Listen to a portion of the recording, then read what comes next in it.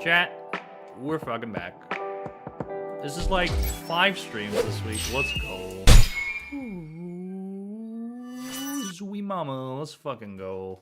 How's it going, everybody? My name is Militia, and welcome back to another lovely live stream. Today, we're going to be discussing Dispatch, its future, and also doing a little bit of an in-depth discussion on episodes 7 and 8, because I just did not want to make a fucking video, and I just had so much to talk about, because Zork and I have been just chatting up a fucking storm about this, and a few of the other boys here are also going to be joining us. I don't know if all of them have played the game, but if they're here, Invisical, that'd be crazy.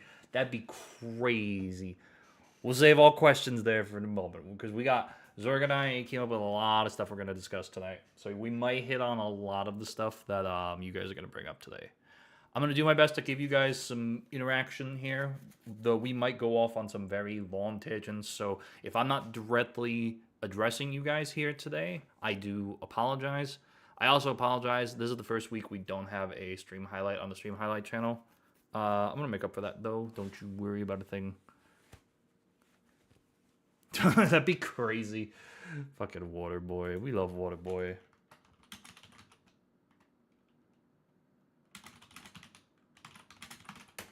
I kind of wish I did these every week, where we just sat down and talked about shit. That would have been really fun to do. Man, dude, that would have been so fun. That would have been so fun. Yeah, whatever. Maybe next season, that's what we'll do. Instead of videos, we'll do like weekly streams where we chat with the boys and talk about the Dispatch episodes and shit. Just got myself a Domino's pizza, man. That's fucking badass. That's fucking badass. I'm ready. Let's go. All right. Let's get the boys in here. Boys. I don't know shit about it. Oh, boys. Oh, boys, yes. Oh, boys, yes. Oh. Hi, everybody. Sorry, I was waiting for the next comment. All right.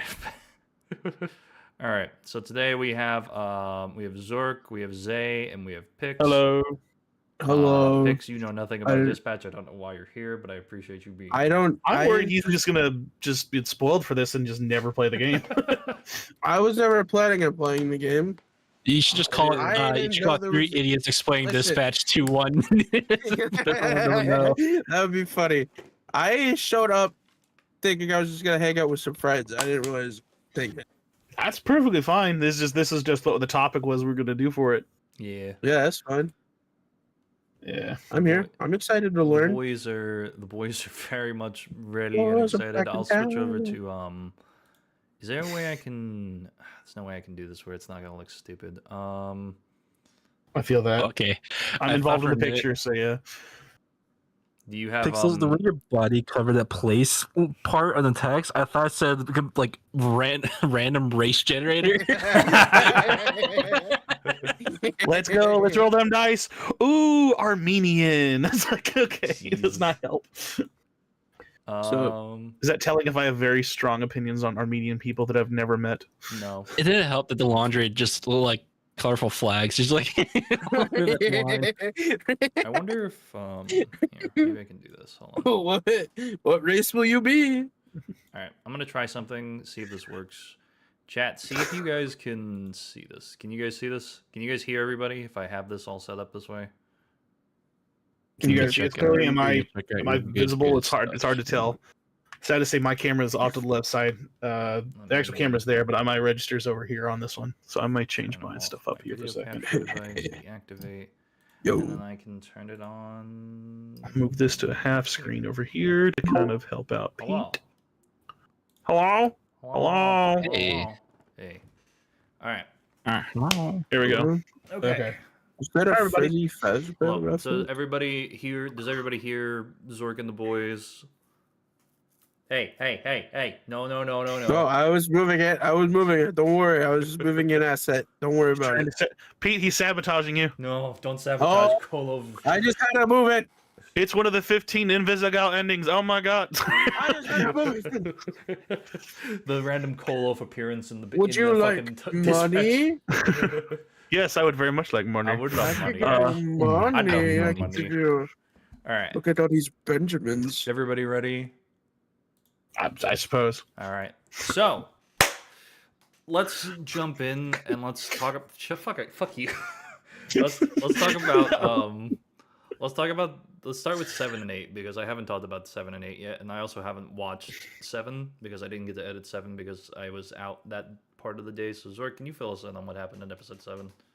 Okay, so episode 7 begins with literally the revelation that Chase is not dead, but he's in like hero coma. You know what I'm talking about? Like that kind of thing that happens is like he's not waking up. What's going on? And you get a very chill kind of first shift as you kind of have to make a lot of decisions.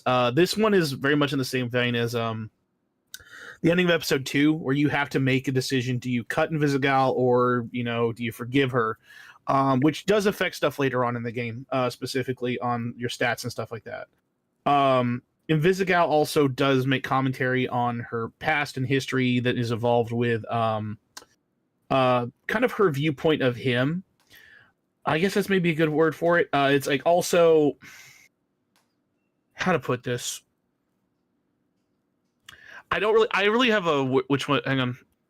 Oh, I'm sorry. I'm trying to read my notes here because I have an entire like 3 pages open of this stuff. It's also like a key moment where you can like kind of choose if you're going down the Invisigal relationship route on the game, and there's some really interesting revelations as well about like her connection. Am I like what level of spoilers am I allowed to talk? No, the game's out completely. This point, okay. I've done full spoilers every video I've done. I'm on my second playthrough, so I might have some of my timeline stuff incorrectly. This is where she reveals as well that she was part of the plan that basically got Robert destroyed in the very beginning. Like that was part of it. And it's like she basically was the one that put the bomb on in the very beginning, and I thought it was really kind of like an interesting kind of like, oh, okay. If you go back and play through, the dialogue is very telling. Like, oh, okay, there's some other stuff going on here, but you don't notice it because you don't have like the way that they're writing like built into your understanding yet. That being said, I think it's probably one of my favorite episodes. It has some very good emotional writing moments for it as the characters and stuff along those lines. But really, episode 7 is the emotional like holding moment before the 8 is your big finale. Like it's really well done. I find it very funny that 8 ends up having, I think, like a very similar amount of like quick time type events comparatively to like episode 1, because like most of the game is just dispatching, which I mean, granted that's the name of the game, but it's so interesting to me that they decide to put such a large emphasis on that, and then the remainder of the gameplay is like dialogue choices and such, but I think it's so interesting, but it's so good because the writing is just so fucking incredible. I can forgive the lack of gameplay, if you know what I mean. Well, I think a lot of things, one thing I'd wish that this game did have, like on the gameplay side, I kind of wish there was an endless mode.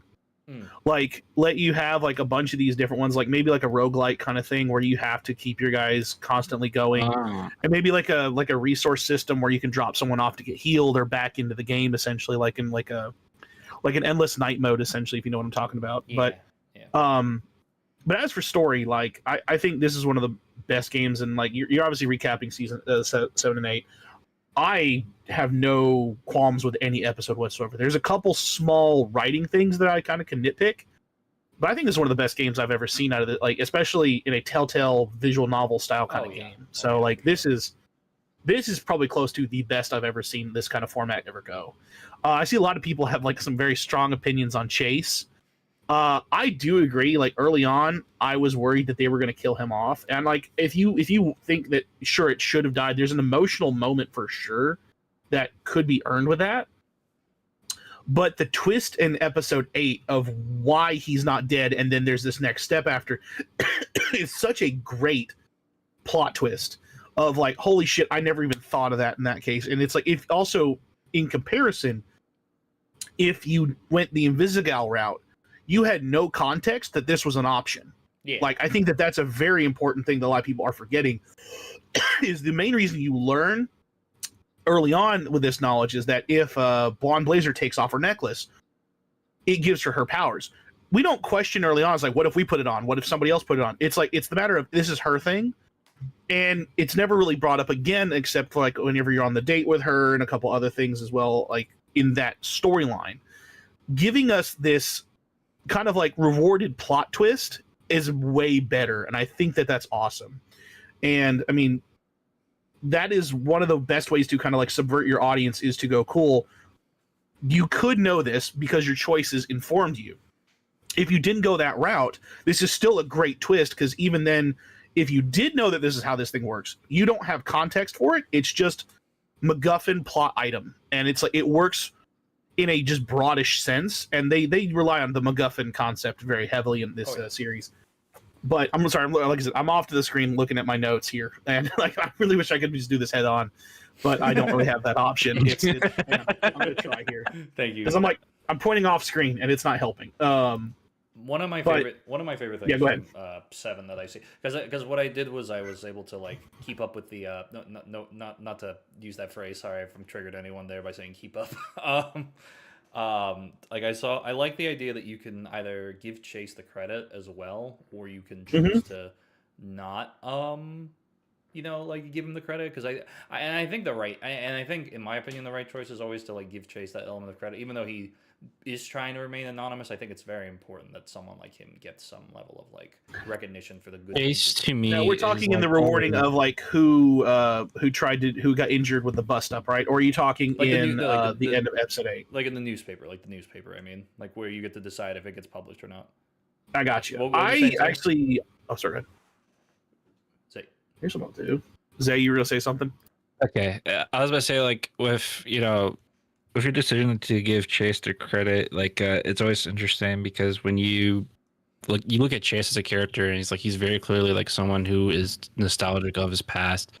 Like in episode 6, when you see him running, he actually smiled for the first time because it was the first time in a while that he ever ran that fast, and he knew it was going to be like likely his last. I mean, I think I gotta agree. Like that's such a great detail to point out. I mean, this is a man who's in all regards says that he's never going to use his powers again, and for that brief second, he knows he's going to be a hero.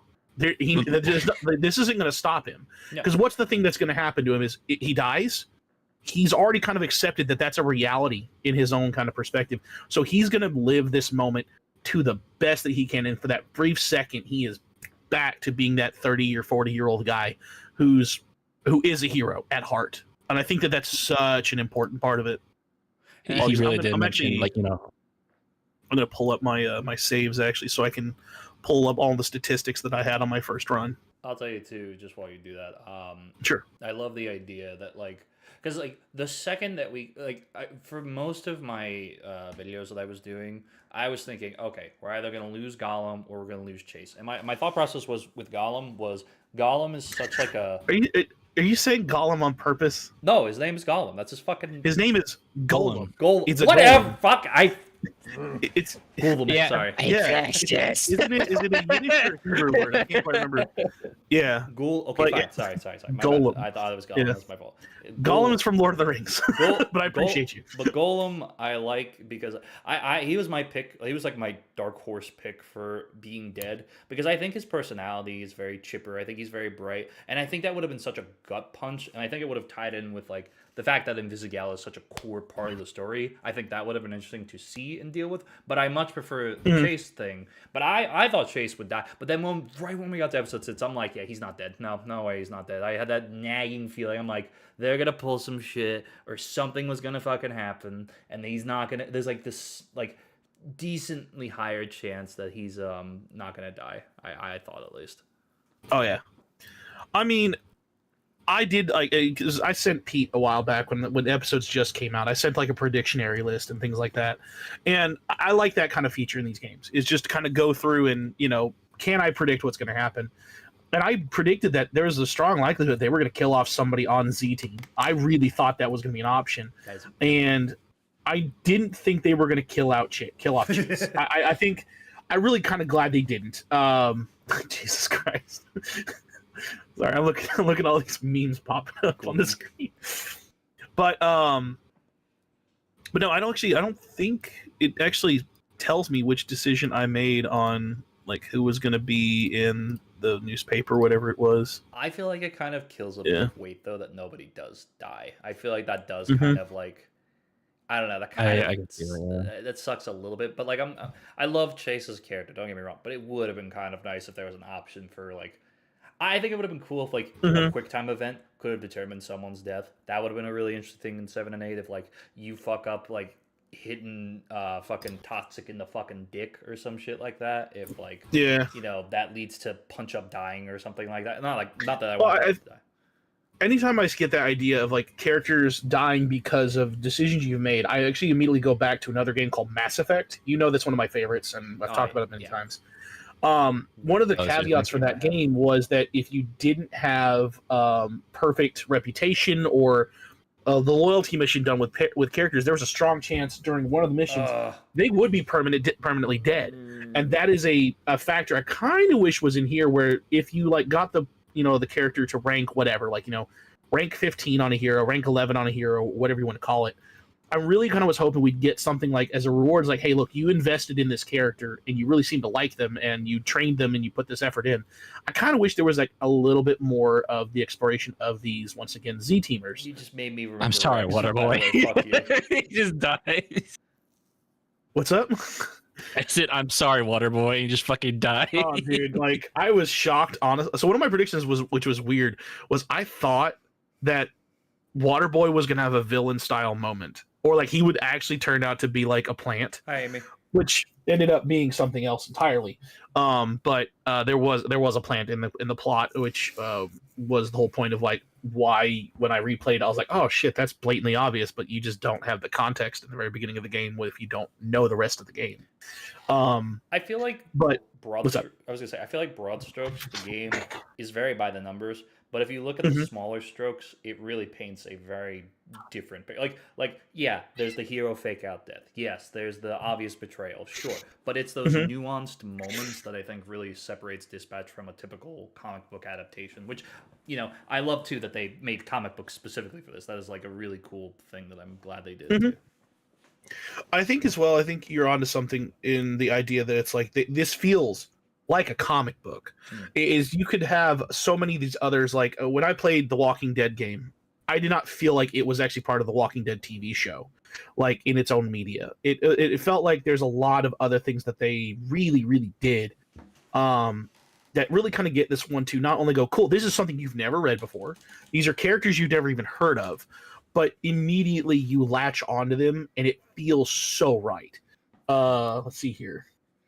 Makes you forget that was rewritten super. Yeah, it's really well done, and you can see the tropes every time they happen, but there's a slight little twist that they do that really kind of makes it its own thing and steps away from everything else. Yeah, and I really think that that's where this game really did a great job, and the writers and the directors and the whole team who created this really stepped up and like created, I think, one of the best written games in the past like probably 5 or 6 years easily.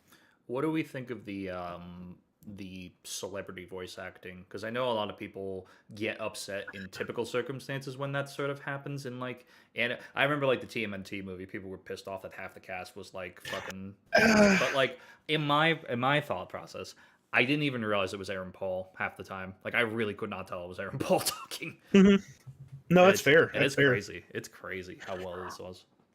Well, I guess to Yeah. me, like with some celebrity acting, like I think that's always fine because usually it's celebrity actors, like acting and voice acting, they seem different, but they're kind of not, and you always get told that it's really not that different. Like your face will change, your body language would, replicate what you think the character would do.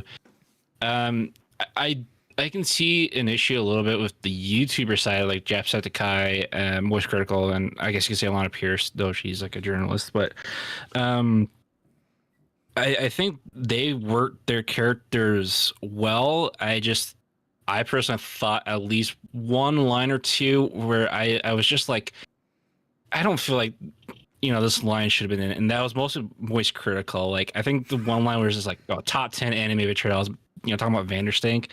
I'm Yeah. just like, okay, like that's just Moist Critical. That's not really like something that would exhibit this character, in my opinion.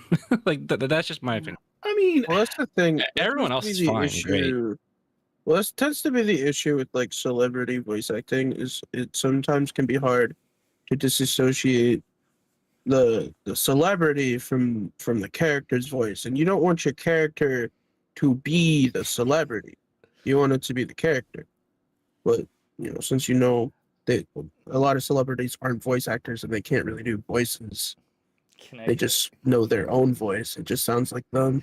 I think you guys are hitting this on the mark. It's really hard to factor in all of this, especially because you have so many different culture groups in here. Because I think one of the things that we're also kind of mildly forgetting is that this is a kind of, in my opinion, weirdly internet star list of just everybody. Because you've got Critical Role, which is super well known, but from the D&D community, voice acting, cartooning voice acting community. I mean, Travis Willingham and Matt Mercer alone are two of the probably biggest names in Critical Role. And man, they dominate their performances. Like Shroud felt like a fucking movie villain, like crazy. Phenomenon is a totally believable, but also weird expectation subversion of every sort of classic Superman. And I love that. Himbo, and I love him. Yeah. And then you do have all these different people. Like, I mean, once again, I feel like I'm the only one here who knew who Alana Pierce was before this came out, because I used to follow her on like journalism. I also knew she was a member from Funhouse back in the old days. Like she was a Which one's that? Malevola. Oh, okay. Malevola. Yeah. Let me look at a picture of her. 'Cause She's one of the funniest people, and it's like if she were to go back to doing YouTube comedy, I 100% would be all about it. But oh, actually, yeah, I think Element, you raised a very good point about something. Shroud is a hell of a villain who only has like 45 minutes of screen time. Yeah. Like it's crazy because he's not even voiced in the first episode. We see him, we see his illustrated like prison photo, and then the last like hour of the game is Shroud.tv. Like it is all about him and the relationship that exists between him and Mecha Man and like Invisigal and all these scenarios. For an hour-long performance, Matt kills it the whole way through. Like you go, no, this guy feels like a supervillain. He's tremendously animated. The costume design is on point.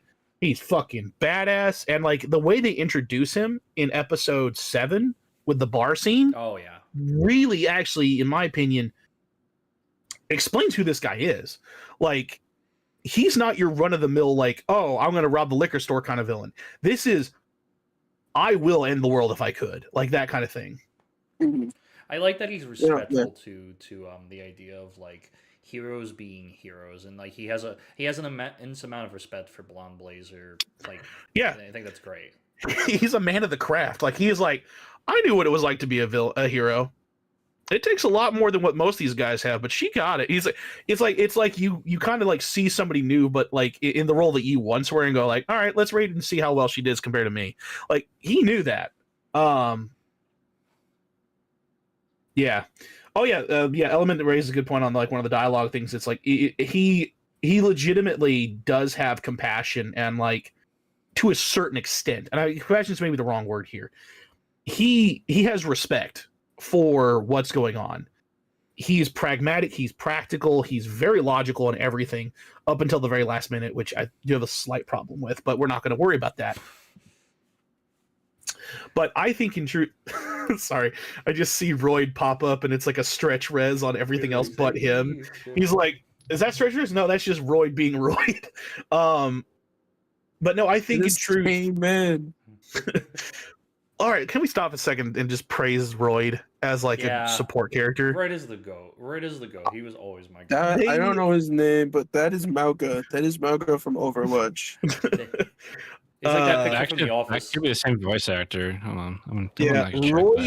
Royd is the best friend you wish you had. Oh yeah. Like when Royd shows up at the very beginning in the fucking bathroom of all places, there is such an awkward note because he's noticeably peeing louder than you. it's like, all right, what's up, brother? And he like leans over and it's like you have the choice. Do you fist bump him at a urinal? Which in real life, if man comes up and goes, "What's up, man?" and tries to like fist bump me at a urinal, I'm like, dude, no. Like, well, there's rules to the urinal, okay? Yeah, you don't there's next to the man. There always has to be one urinal of distance.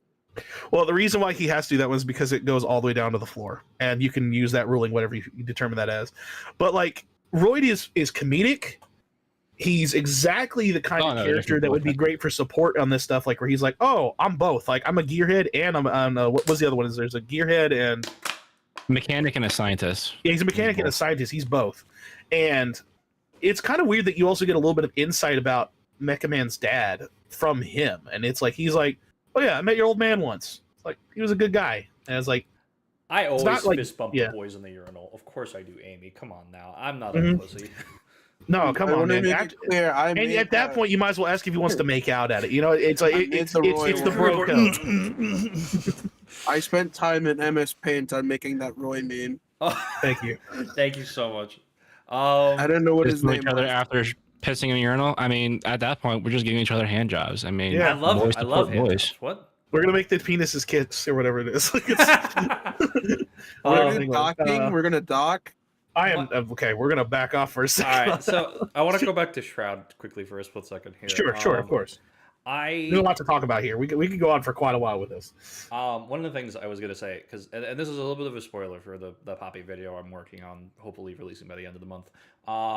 One of my big things when it comes to villains in games and movies and just media in general is I hate when stage presence becomes too overbearing. Like two of my favorite examples of like characters that are clearly the bad guys are Chucky from Child's Play 2 and Freddy from Nightmare 3. I think they balance this sort of comedic tone with that genuine terror that they can bring to a role without it feeling like they're being too campy or they're being too terrifying. Like, don't get me wrong, I love both. I love the movies that I've seen from both franchises. I've seen the entire Chucky franchise and I've seen most of Nightmare. But like, is maybe the term I think the word I would use this kind of like in that one is they feel threatening. Yes. Like it's not that you're afraid of them, but there is a threat amongst them because they're getting you at ease with the comedy side, but underneath that there is the threat. I also kind of would put it with like the old Tim Curry Yeah. Like I was more thinking like Heath Ledger's Joker. Yeah, it's tense. Oh, that's actually fantastic. It's characters that bring unease to a role that I much more prefer than someone just being like. Don't get me wrong, I love the straight up villains and I love the comedy villains, but I think that unless it's sort of established early on, this is who they are. When you try to go in such a weird direction with the two, where you try to like the Doctor is a terrible fucking example from Poppy Chapter 4, and Mommy just talks way too much in Chapter 2 of Poppy Playtime. Both of those characters I fucking hate because they just do too much. They're there too often trying to give you this sort of fear when they should be just leaning into just making you uneasy and uncomfortable to build to something. And I think with Shroud not talking in the first episode and then building upon that in 7 and 8 so well and so dynamically, it just feels perfect because I mean, I think you're in the mark. And there's actually another moment you might be forgetting is end of episode 6. He's in the literal room with Invisigal, and he's fucking with her. Like he's literally like going like, "Cool, crawl for it. No, go on. I'll kick it the other way, but keep trying, keep trying." It's very almost, it's sinister, it's threatening, and it's a total play of control. Yeah. And I think that that's really what makes a villain terrifying is how much in control they are of that moment. With, like, as you said, Heath Ledger's Joker, you never felt that anybody had control in that scenario but him. He's talking about the control here is that you can't control it. He has that that threat. Freddy is in the same vein because he's got that like supernatural. He has the element of the supernatural giving him control. There is a way that you can't fight yourself. You cannot control this. Mm-hmm. Shroud has that in fucking diamonds and like a full royal flush every time. Oh, yeah. It is so well written and so well designed for him that there is not a single moment where you're like going, he'll probably make a mistake. You don't think that he's going to make a mistake until that 1 second where you get that at the very end. Yeah. And I'm like, that is perfect for a character that is built and designed where his biggest threat is how logical and how calculable he is.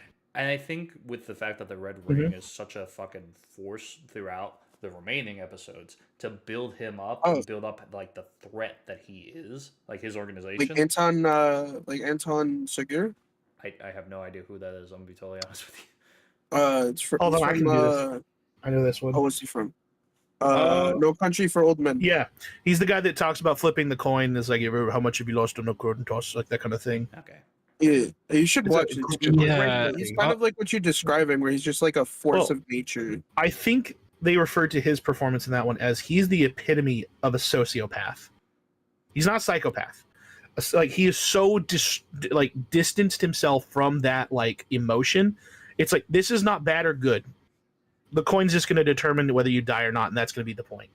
I think once again, a well-written villain will hold an entire thing, like a whole entire video game. If you have a shitty villain but a great hero, you can have a good game-ish.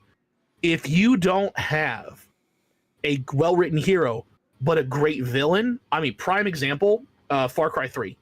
If you have a well-written villain, you have sometimes already a masterpiece. Like, nobody watches, what was the movie? Silence of the Lamb for the hero. You watch it for Anthony Hopkins being that villain. You watch these things. You watch you watch The Dark Knight because Heath Ledger's Joker is so damn convincing.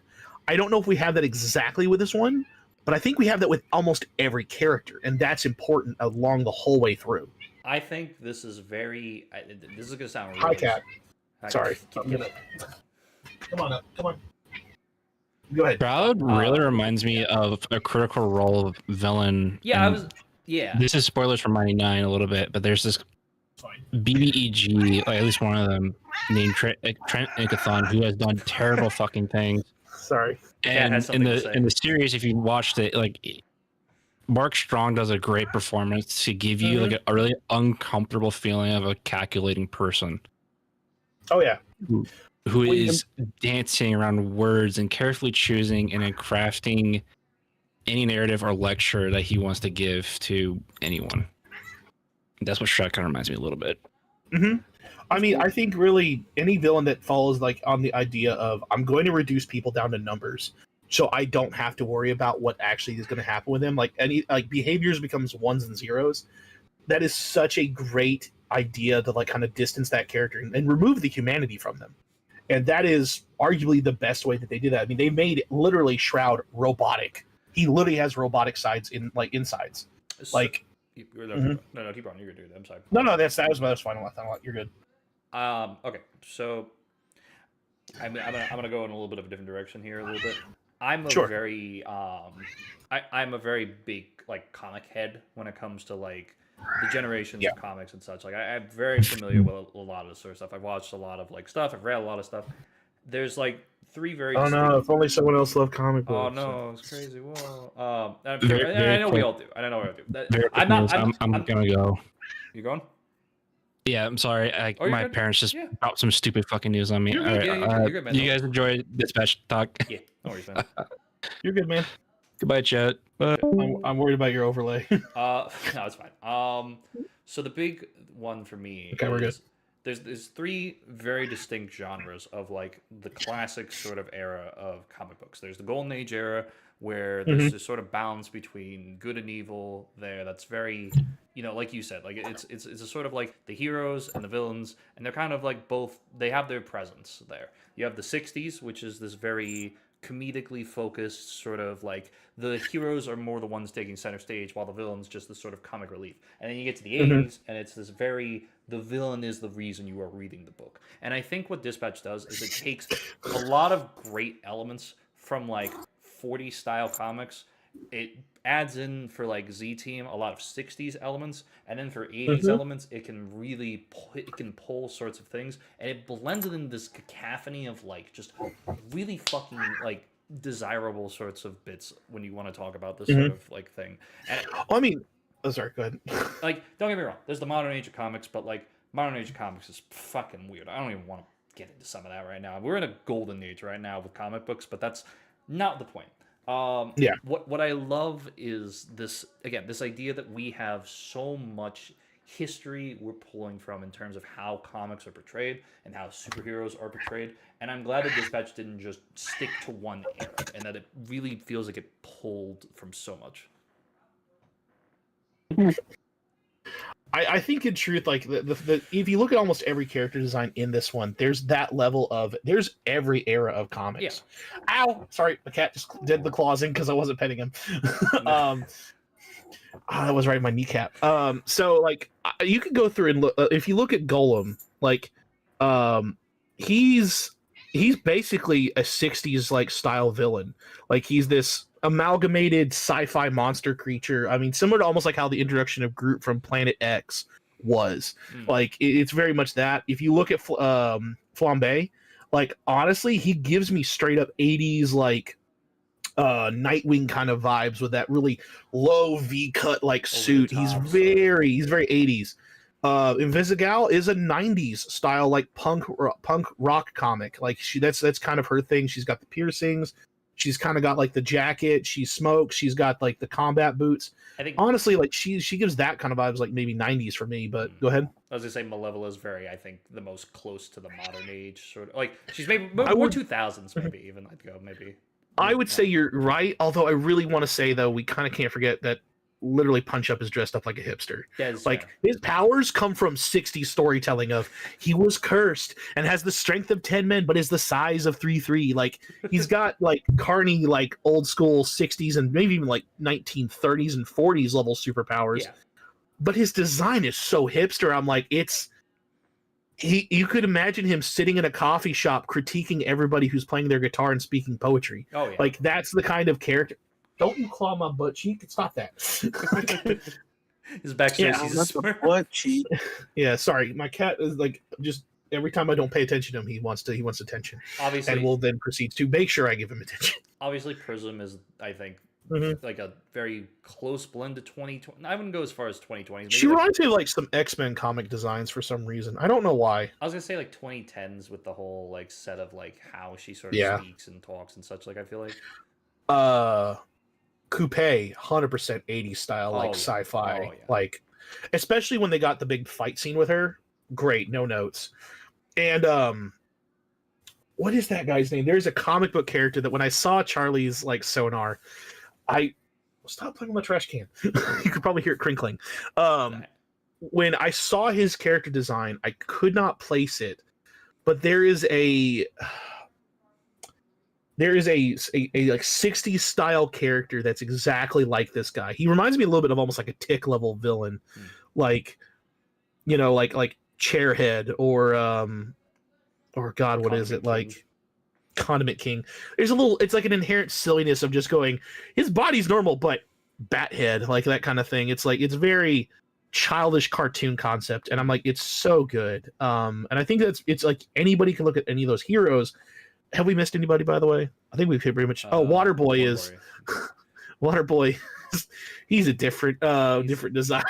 He's just Joel Haver coded. Like I don't even know how to describe. Yeah, him. I honestly I want to say he's almost like the comic book costume your parents made you when you wanted to be a hero at like level, at like not level, age of 5. Oh my god! Like your mom would make you when it's like I'm inflatable 2B person, or like like my mom, I have dinosaur laser man. Like my mom made me a Flash costume when I was in high school, and it was so flat and so. That is adorable. I don't know if I have the pictures of that still. I'd have to go searching for that, but yeah. Since you admitted something so vulnerable of your childhood, I will tell you I had a Gandalf costume as a kid that my mother made me. That's amazing. My brother was dressed as Elvis, but my mother made both of our costumes. For the record, I have a twin. I will not shit Waterboy. He's always one I pick, for the record. He's best boy. He is the one that needed the pep talk more than Phenomenon. Mm-hmm. Phenomenon can recover. You needed to build Waterboy up. Yeah. If Phenomenon went and got therapy and tried to take a stab at understanding people by not just being a superhero, I think he would be a much better character. I like him. I do like the Magic the Gathering joke, which is really funny if you have him in your scenes. I don't know if you know that joke. No. It's when you're doing the vote on if you're going to kick a Visigal or not. It's like we all know why we're here. Oh yeah. And Phenomenon goes like, I do not. I thought we were having Magic the Gathering night. Still, I hope. It's so funny. And the fact that they were willing to make a Magic the Gathering joke is so damn good. But Waterboy is such a projection for anybody who feels like they're inadequate for their job. I feel like that is the most important walk away from him, is that you have to have confidence in yourself. It does not matter if you're new or you've always had this job or something like that. You need to be able to be confident in yourself, be willing to go, cool, if I keep worrying about it, the only thing I'm going to ever do is keep worrying about it. Like the little pep talk I gave him, it was essentially along the lines of, did they tell you were useless? He goes, I just don't want them to call me useless. Like, well, did you give them a reason not to? Or basically along lines of, look, you worrying about it didn't stop them from being assholes. They're villains. They're going to say this stuff, but you worrying about it didn't change anything. Oh, we saw they're going to call you a stinky little pooper. Yeah. Sure, that's what they did. That's what they did. This is a little goofy guy. Yeah. So this would actually be a great one to kind of talk about, because one of the funniest lines there is that Magic the Gathering thing.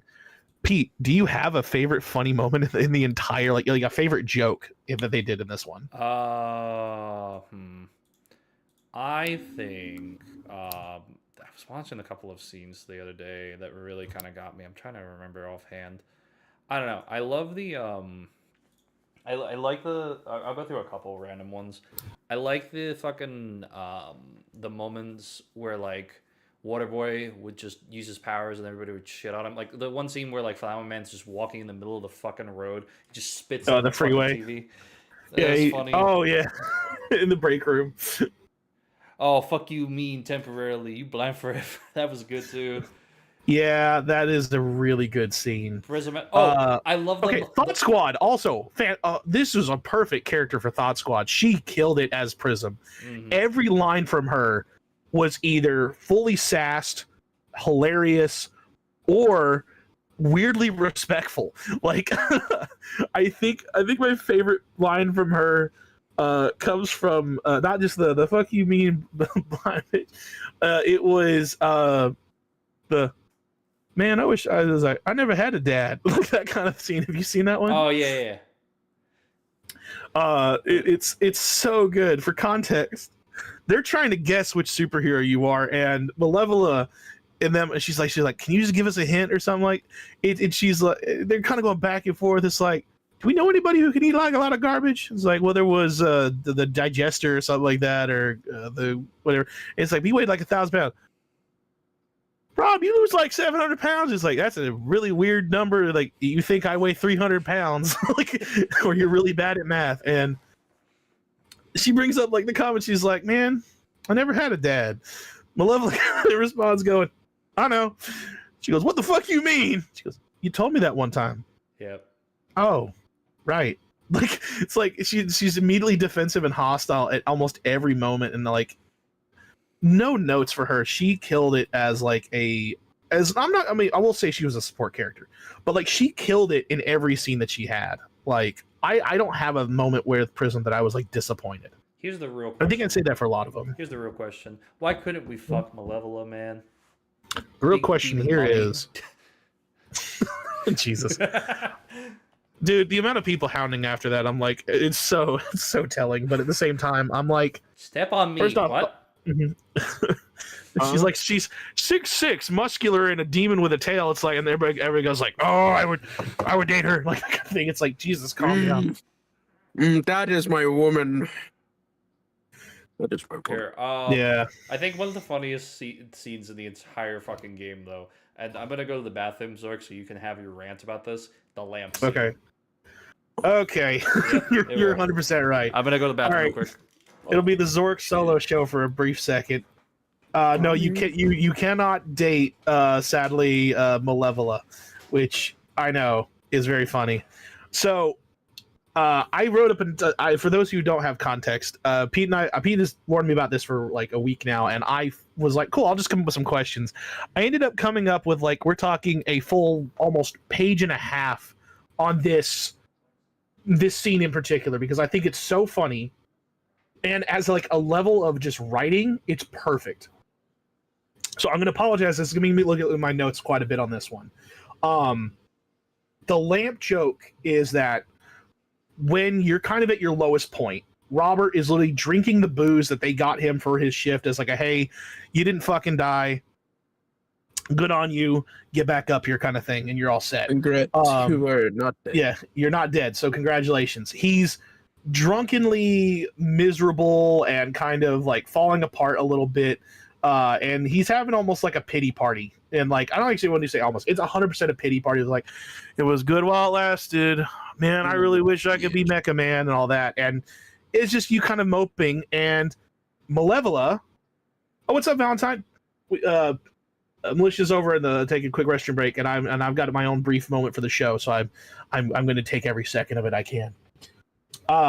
You're wasting time by explaining. Yes, I know, but I have to make sure people are aware. He Well, will be go. coming back. Go He has talk. not died. Talk, Anyway, boy. I will.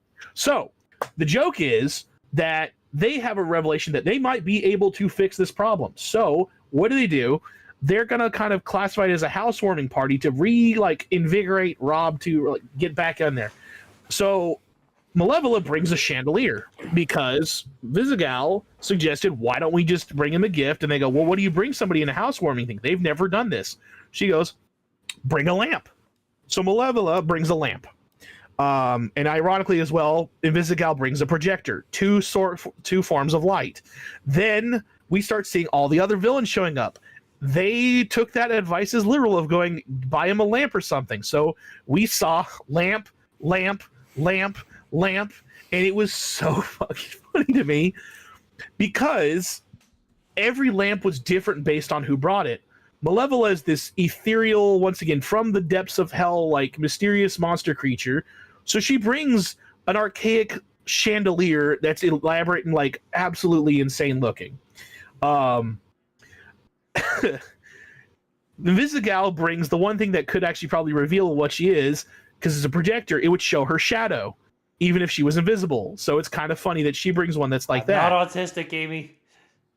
I want to say like Punch Up brings an old school desk lamp. Everybody starts bringing one that's specifically designed off of something that they do. And yeah, it's an LED lamp, which is once again like liquid based and stuff. Prism brings like I think it's like a modern Art Deco style one that's like very clearly meant to be that.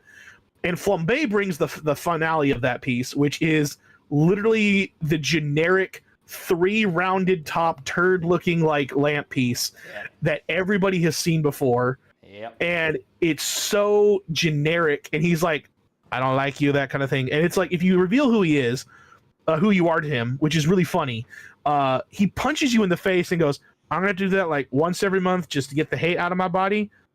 Anyway, I brought a lamp. The room fucking sucks. And he just throws it in and it smashes. Yep. Which is really, really funny along the line. But when you look at that on the surface, it's just a good joke. But as Pete and I kind of lightly discussed, there's actually a really great symbolism to all of this. The whole point is that we started that scene with Rob in a dingy shithole, dark ass room, no lights, no bed, no nothing. There's nothing to decorate except his little murder wall piece. And as the scene goes on, there's just music, and we see all of these people bringing lamps.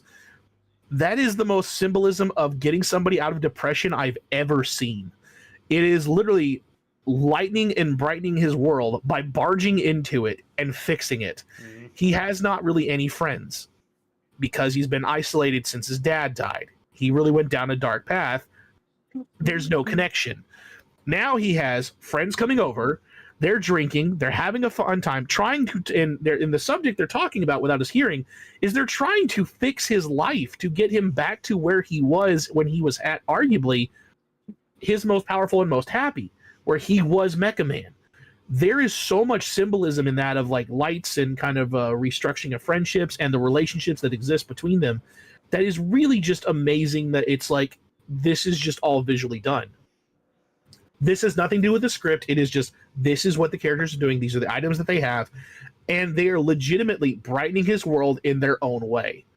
And I'm like, this is great symbolism writing.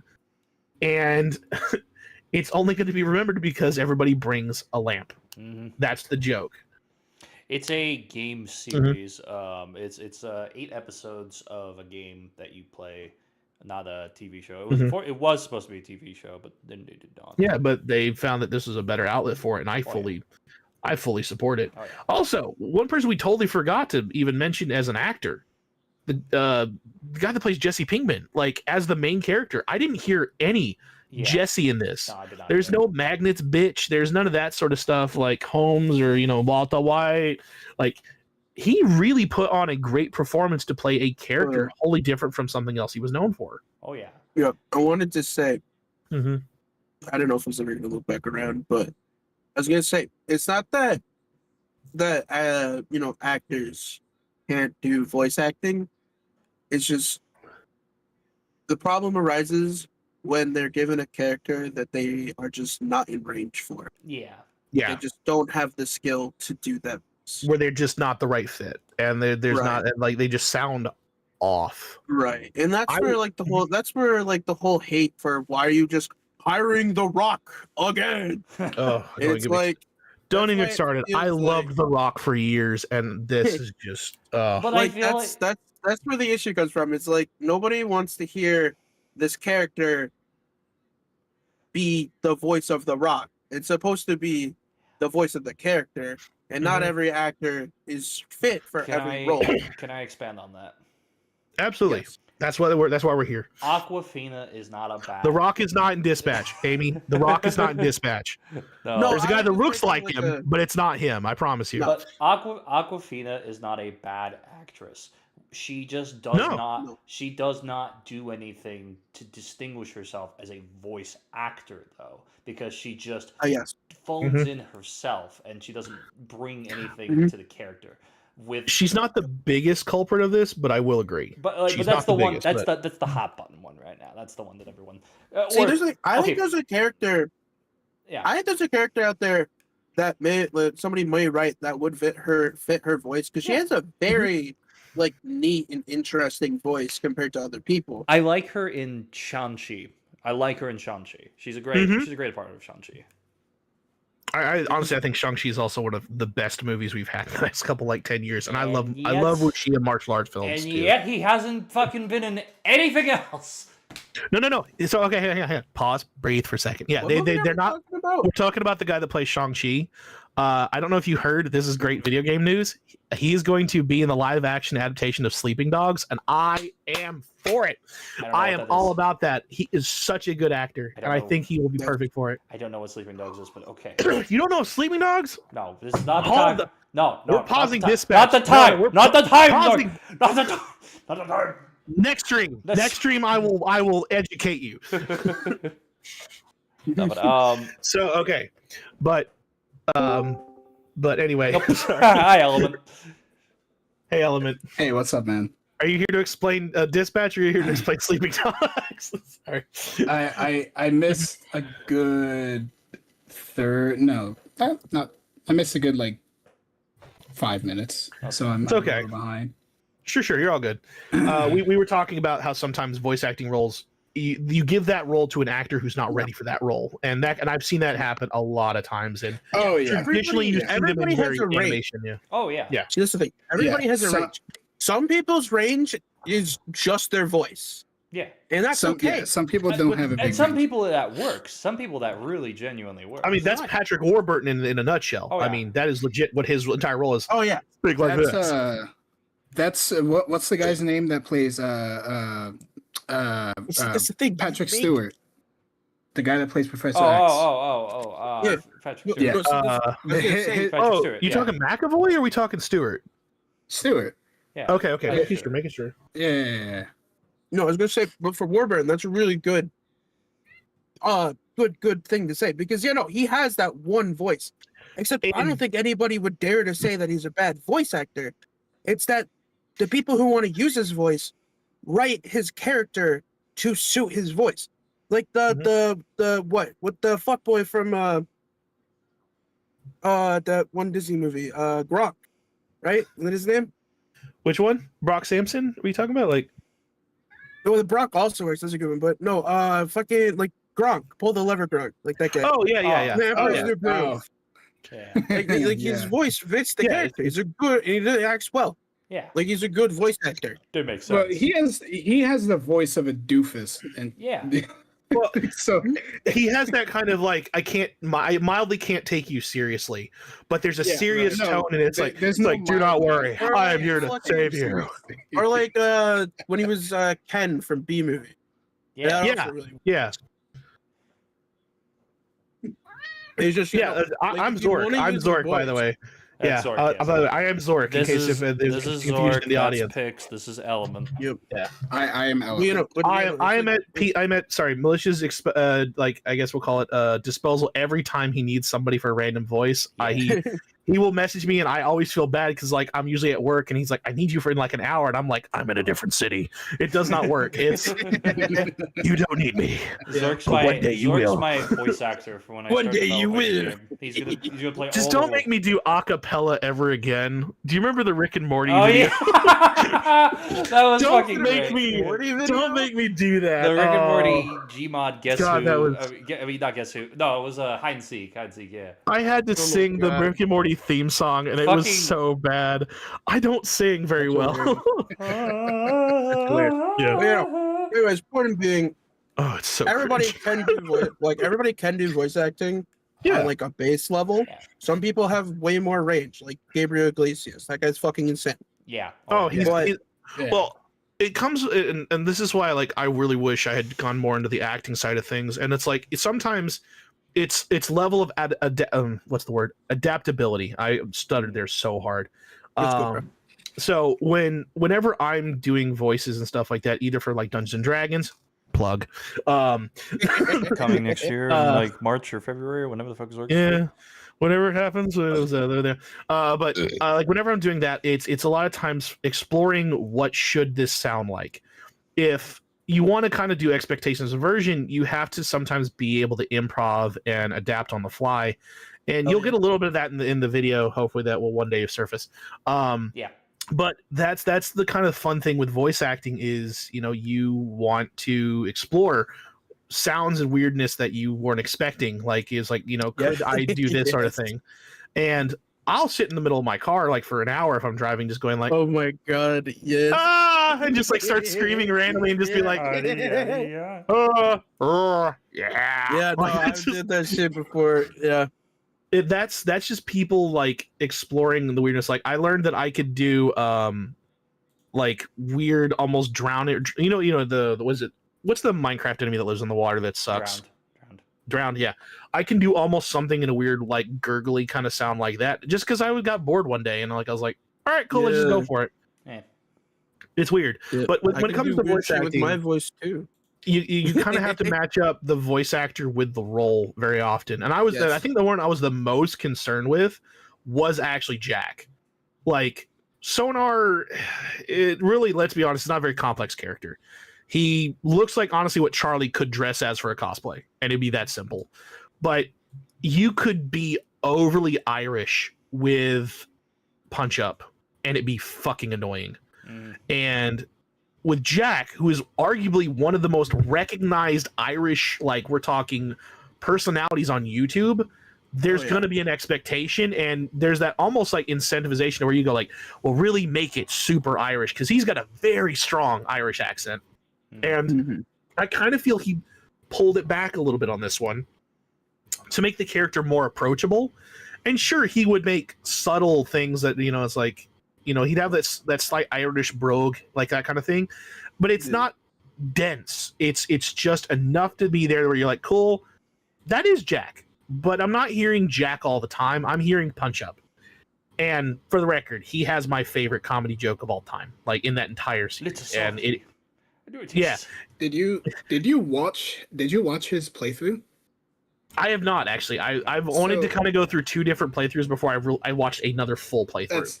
That's fair. So in his playthrough, he says it like in the first chapter, I believe, where he goes like he could have done the same voices that he's done before for other games, where he was just like a one-off typical Irishman character, but he wanted to try and improve his range.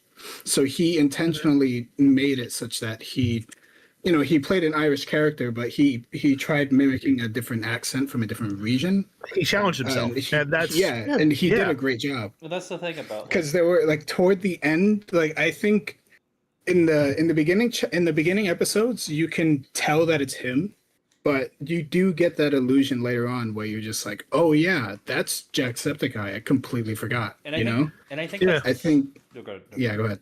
No, you're good. Go ahead. I was gonna say, No. I was gonna say the thing about being in the No, creative it's your field- turn. No, it's your turn.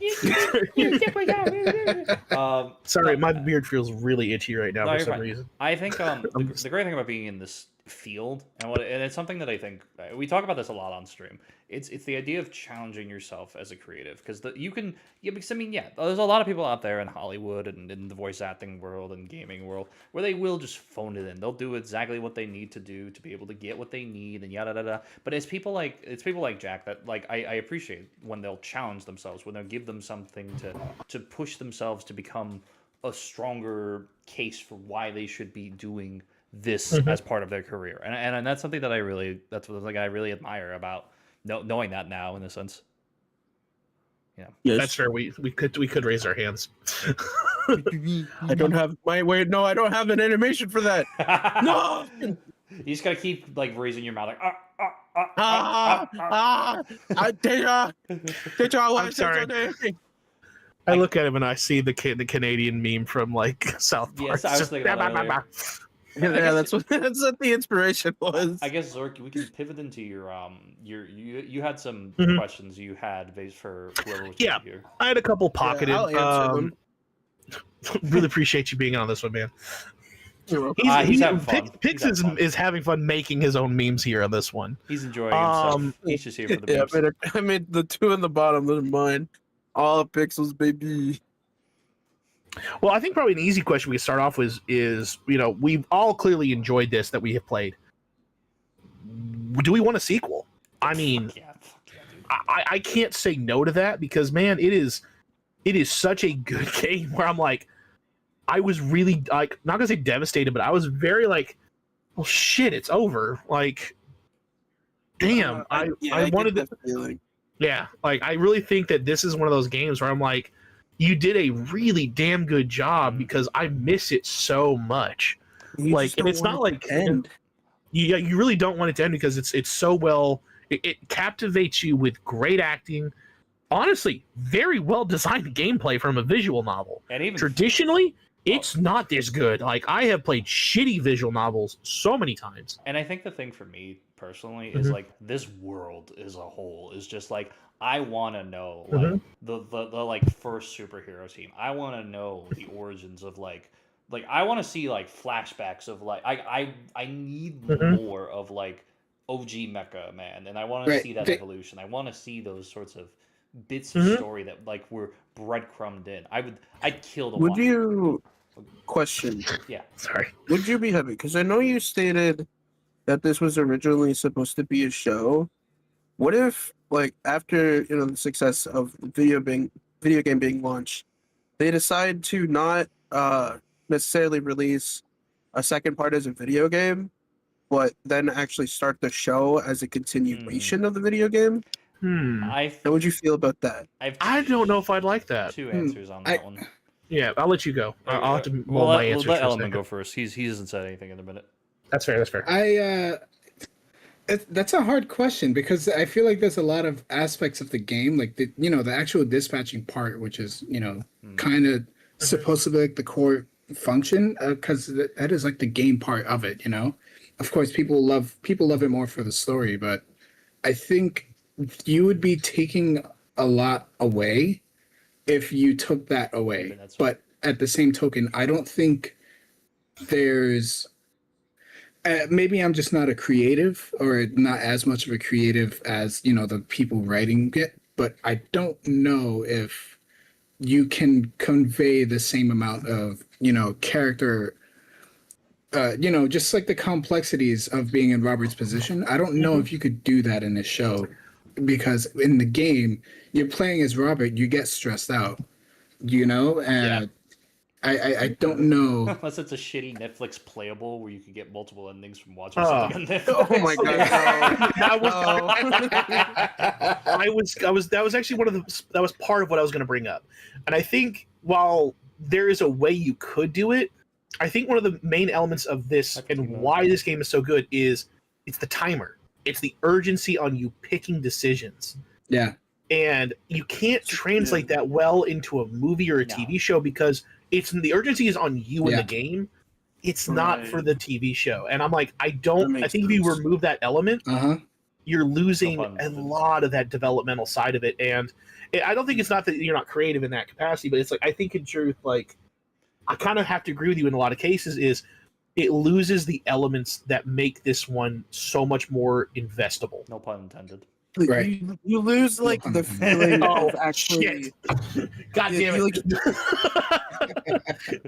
I was gonna say, so like you think you lose the ability to feel like you are this character, that you are going through. What's up, Fatima? The issues and the suffering that the character is going through, and like they can't replicate it as that feeling from a film.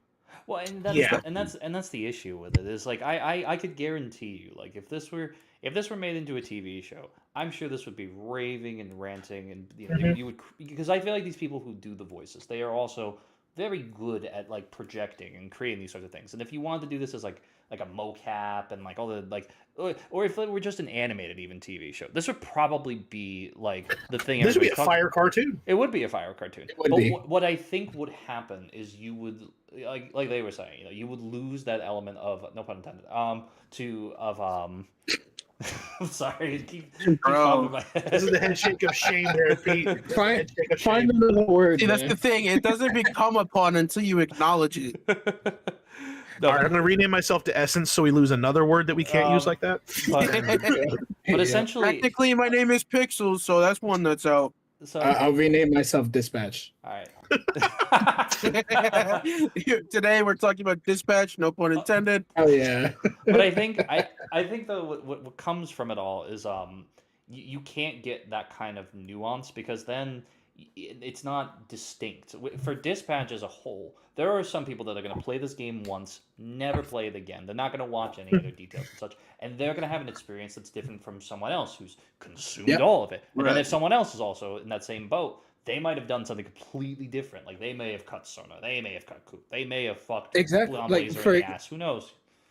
For example, it took me. I didn't know that there was an ending where Invisigal. Spoilers.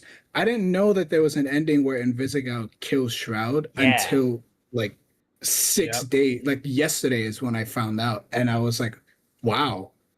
I had no idea that was even a possibility. What I think is very interesting about that too is I had the same revelation as you did, but if you look at the statistics, most people get the good ending where Invisigal is a hero. But if you looked online, everybody was shocked at this revelation that there's a good ending for her. Like, people reacted inversely to that Really? statistic. Yeah, it was really weird because I mean, I'll be honest. I said Dispatch so much in like the last couple weeks. All my feed is Dispatch shit. I'll be honest. The government's listening. They're It is pushing so, dispatch. this word here, every other word must have been Dispatch because like every other TikTok short, whatever, was like, if you put Phenomenon on this mission, it's like, You get this secret like, dialogue. if you pair him up with Punch Up, he says this, and it's like, thanks guys. So much Appreciate it. Malevola everywhere. Oh, Dude. Step on me, She was mommy. Gooner bait from minute one. We all knew it.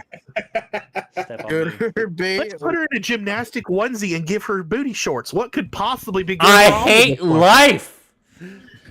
First, the second part off, she's in goddamn heels. I don't know a single person who can run like that in heels.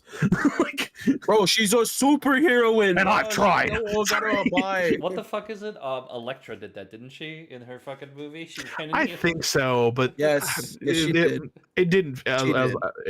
It's whatever, man. That was not a great movie to compare it to. What do Real. you mean? You don't like Elektra? What? Bro, it's not that good of a movie. What It's- do you mean? It's such a Oh, great man. fucking joke. I love comic books. I hate that movie. Dude. I'm gonna be I would watching- rather watch the Halle Berry Catwoman movie. No, that's even worse. Oh damn. god. Oh, I it's have so watched bad. that. I watched Wow. that. I have not watched most of these. I've seen like half of Daredevil. Unfortunately. Ugh, so bad. The Bro, Daredevil one sorry. has some redeeming moments. Okay, I'm gonna Ben be which Affleck is a one? decent The Daredevil. original Daredevil or Yeah, Daredevil? The one with, Ben uh, Affleck. oh sorry, something's in my eye. With Batman. Because no, I'm gonna be watching Daredevil Terrible. Born Yeah, that Again was terrible. tomorrow. Is he born? I'm not even off That's- screen. It's like trying to. Dispatch. I is gotta not wash a my free face. I'll be game. right back. There's something in my eye. Alright. Okay, Dispatch be is- safe. Dispatch is not a free game, but I think it's very much. I love the fact It is that worth the money. it is worth the $30 fucking Absolutely. dollars. Genuinely speaking, the fact that it's Do you own all of $30 is a Dispatch? steal. No, I don't. So there are a few. Hold on. Why is that? Is this like? Do you get the episodes for free, or do you have to like pay You for get the episodes for episode free, every yeah, time? yeah. You pay for the whole game. Yeah, that's Okay, what cool. that's what makes it so fucking worth it. You're getting I'm back. 8 like hour to hour and a half long episodes of you're getting 8 fucking hours for $30 fucking dollars. Do you know how much I get Yeah. for $60 from like some shitfest AAA It's for game? $30. It's $30. Yeah, it's a insane. $30 game. Yeah, and a lot of us bought it before even episode 4 and 5. Oh, sorry, 3 and 4 were out. Like Yeah. it was. I bought Oh, the that's- soundtrack I like day that. one. I bought the soundtrack. Like I own the sound. I This- don't own the game. I own the soundtrack. I love. I want. This I, is one of I really those want to buy the games- comic books. I really do. Oh, This is one of those games where I will buy the game just to support the developer because I want more. that's all I want to do. There's with the not sales. many times that I do that. This is one of those games. If this where it's goes like, on sale, I I'm going to need gift it to a couple people because one, I think it's a worthwhile game. This would be a great gift, and two, Yep. the developer needs the support. Like this is. I know Their someone that would be hard-line very stance on thankful AI is for it. important. Oh, I'm assuming this was a indie developer. Yeah? Technically Yeah. speaking, yeah. Technically, Technically, yeah, but you can tell that this game was 7+ years in development. Oh yeah. Like it shows. Mhm. It shows. And the fact that it's made in 3D just makes it so easy for them to like, not easy, but like it gives them a stepping stone to be able to like get into the development of the next game, which is the one benefit of having 3D assets. I was so worried the Uncanny Valley was going to kick in at some point where I would hate a character's like model, but it never happened. That's good. Well, because they went cartoony. They went with the sort of like continuing stylization of animation that they had. It's so dynamic. It's so fucking beautiful. As a guy who knows nothing, I agree. Thanks, man. Zork, can I answer your question from like 30 minutes ago? And be I'll allow relevant it. to the party. I'll allow it. You asked, what was your favorite and funniest moment of the show Yes, or of the game? Mhm. I keep calling it a show because okay, it feels like it. I fucking love Flambe singing. Oh my I'm a god! I'm a beach. I am Robert's Robert's a beach in a beach. Have you heard the full song? Yeah. Yes, it's the Oh my post-credit God. sequence, isn't it? Like, Yeah, he's like it is. I singing was it. crying, dude. It was so fucking. I have a funny. tiny peen. It's like, it's so good. Is that in the soundtrack, Pete? Do you have that in It's the not in soundtrack? the soundtrack. It's not. Yes! I'm Yeah. They listen to their audience. They know their audience. Oh yeah. I wish it were. I really wish it were. Is there a way to play it on stream? I prefer He's not going to. for it. He's going It for it, is baby. so funny. I would. I love. Like, I also like as well. There's a genuinely warm, like, hey man, I appreciate you kind of moment just before that where like Rob's giving drinks to everybody. He goes, "Hey, fuck, you're right. if I try to sing Whitney Houston, is that a bad idea?" And he goes, "Are you Whitney Houston?" He goes, "No." And he goes, "It's a bad idea." He goes, "Fuck, he's right." And he fucking does it anyway. It's pretty good.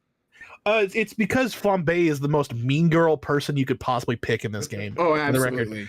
Amy, I don't think you understand what level of toxic this guy is. There's a dude who's literally acidic, wearing no pants, who is a fucking troll, and he's not nearly as toxic as fucking Flambe. This is true. This is very true. Damn. Flambe look at that goes- mean girl energy. Every step, and he is like the whole like, your outfits last week. I'm done. Like that kind of thing. He is so so Flambe. And the thing is, I love it because Mhm. a lot of those quick lines are ad libs. Like, Oh yeah, that's it's great. improv. the voice, the improv, voice, yeah, so that was good. all improv. The singing when he sung that song, those Mhm. little tiny quick one-liners, jokes in the song, He was sneaks in. ad-libs. It was all That's just Dude, amazing. I Pick- love it. I I wanna- love it when directors and shit allow people to Yeah. just improv. I mean, it's as simple as It's so easy as good. just letting your actor try something. I don't Yeah. understand why a lot of like times we don't get more like there's a lot of directors out there and people start on who don't want to explore other possibilities. That's And I why- think it's because either they're married to the script or they're married to their vision of it. That's why I love And- A Hell of a yeah. Boss and Has Been Hotel because Oh, yeah. Brandon Rogers. I mean, Jesus. I mean, one of the things I want to say is like for those who don't know, there's another friend of ours that does streams and stuff like that. Sweevy had me get featured in one of his videos, and I was super appreciative of the fact that when he let me do the voice acting bit for it, I would just go like, "Hey man, can I try something?" And he was like, "Absolutely, go for it." And he was supportive on that direction, and I think it felt it let me get a better performance in that production than I initially was going for. There's a couple like scenes I really wish I could have redone, but we only had about 3 hours to record a full. Oh, Pete wants to talk. No. Pete, You keep going. You keep going. No. I'm just. Oh. I want to be next in line. I'm being this. in line. But no, I was like, when you're in a creative project like this, letting people have some free form and a little bit of extra length on that leash can give you such a great idea because it's not something you're thinking of. If you go, I was thinking this, but then you have a second person who comes, hey, I think this way.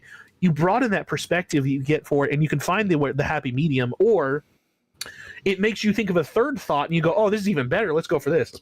Like, sorry, I burped. Yeah. But I got that's something I'm really kind of glad that we see a lot of improv and a lot of dialogue development specifically for it. Jesus Christ, that was in my ear. Improv is good. I can I- smell it Improv is through the great. microphone. The best. And it should be promoted for like actors and voice actors As- to just try As shit. a voice actor, because I've been in a video game now. As a voice, no, I'm kidding. Oh. Fuck No. you. No, but as be doing some voice. get a load of this work, fucking guy. dude. No, it was the. I want to do that too. Humble as can be. You know the project's coming in the works. You know it's coming. But as a voice actor, no. But the fun thing about when I was doing the work for Ace was he gave us a very loose sort of script to like make sure we hit certain points. But everything else that we did was completely random. Like, there's a scene in his new game, the Wavies game, where Gavin and I improv to Crash Out because we were arguing about going to get chicken, and he kept that, which was so fucking funny. When we were doing it, I think we broke a couple of times during it, and I loved it so much. And I was like, he's not gonna keep this in, and he fucking did it. It was great. And we improv the name for Gavin's character, and that became a whole part of the whole thing, and that was so just like I love to be able to have that sort of shit. It's so good. It's so fucking good. It's great. It's awesome. I Yep. love that. And when projects come out, I'm do the same thing with my voice acting. Very such a people that could be such a point. Anyway, but yeah, voice acting, improv, always great. I wish voice acting was so much easier to get into. It's I think It was my leg, by the way. trying to think is like, because with voice acting, it's like it's something that a lot of people want to be able to get into, and it's a versatile thing for sure, but it's also not an easy industry to maintain for yourself because it's such a performative base. oh And no. you don't get Yeah. to have payouts like you would in a multi-million-dollar movie traditionally. Oh, yeah. Like it's not structured so different. consistent. Yeah. It's Yeah, not consistent. I want to do it for the love of the game, but it's hard to get in there just for the love of the Oh, game. absolutely. Mhm. It's like- Give me a chance to. I would fucking do that shit for free. You kidding me? Yeah. The sound Well, of it. that's how you have to like kind of start off though, because you got to like build a portfolio, Mhm. and then once you start getting your portfolio going, then you can start doing it for like ads. I mean, once you have about 3 or 4 real projects, I'm guessing it probably gets to be a little bit easier when you can supply an actual reel to like, Right. Yeah. directors and casting directors.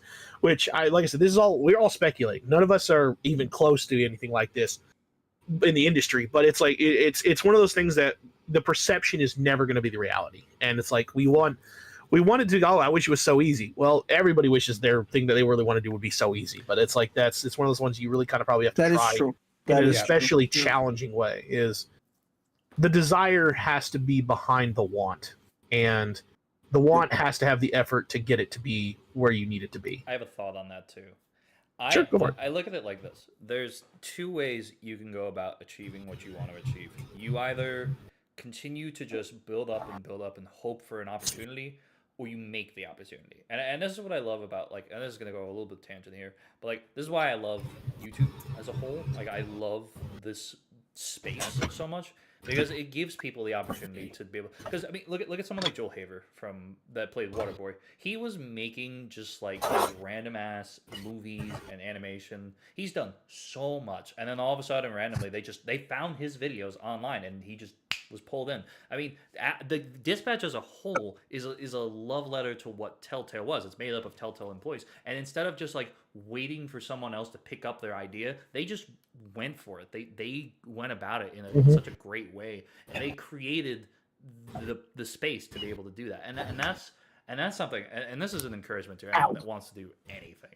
If you can't get into the field the traditional way, find your own fucking way to make the field yourself, because it's the most important thing you do. Because every one of us has some kind of talent. Every one of us has some kind of capability to get out there. And if people aren't gonna fucking give you the chance, make your own chance. And I think that's what the epitome of Dispatch is as a whole. It's taking an opportunity to do something fun and make it your own. Yeah. Yeah. So you got to build your own bridge sometimes. It's like if you have this goal in this picture, it's like, and the thing you want to doesn't exist, you should try to find a way to make sure it's like that's entrepreneurial 101. Oh yeah. If it doesn't exist, do it yourself. Find that need. What's the robot the robots movie? See a need, fill a need, right? It's like literally, yeah. Yeah. Well, I agree. Pete's one of the most motivational speaker people I could probably ever listen to. He's very. Sure. He's watching from where we first met and where he is now is fascinating in such a weird way. Because stop blushing.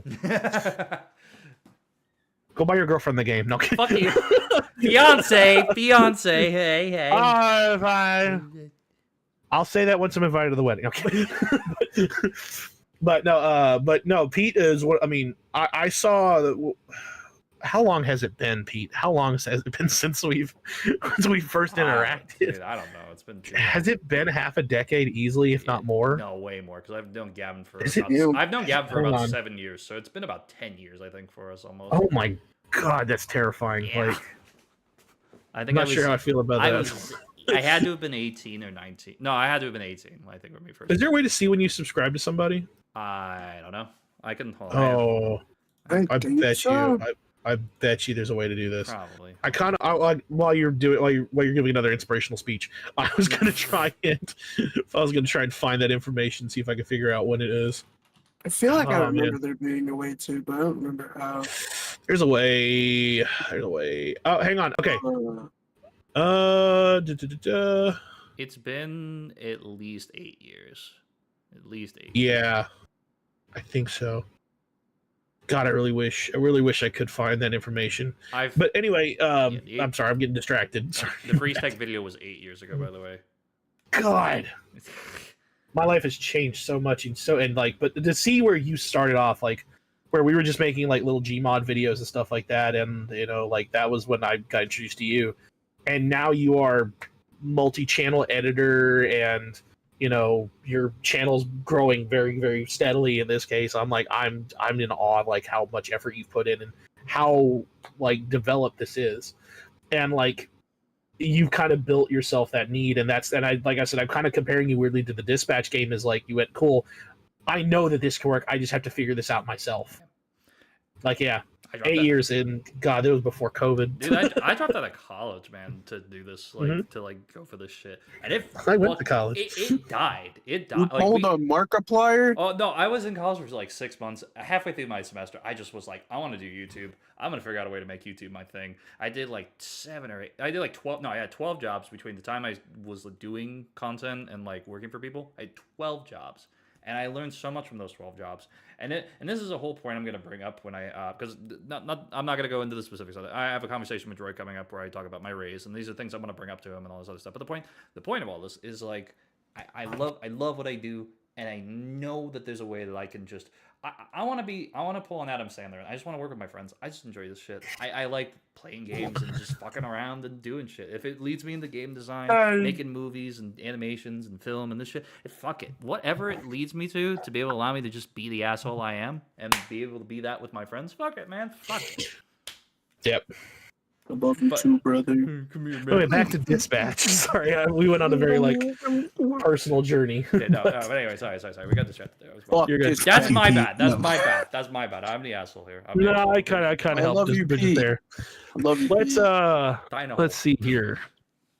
I kind of think we've already answered this question a little bit, but who stole the most scenes in this game? The locker room. Fuck you. At 6 p.m. ESC. Cola. Oh my God. I'll be honest. I think the one person that we've forgotten that steals the most, and I mean the most, oh God, has got to be the most unnoticed character, Beef. Beef is the best boy. Beef is best the boy. overly, the morbidly obese chihuahua.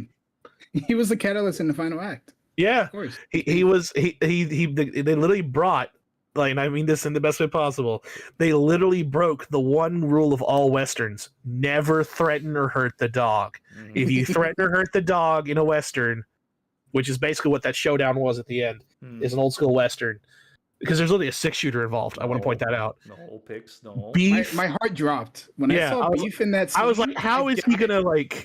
I audibly gasped. I audibly gasped. I was like, oh, this motherfucker is dying now. Fuck you.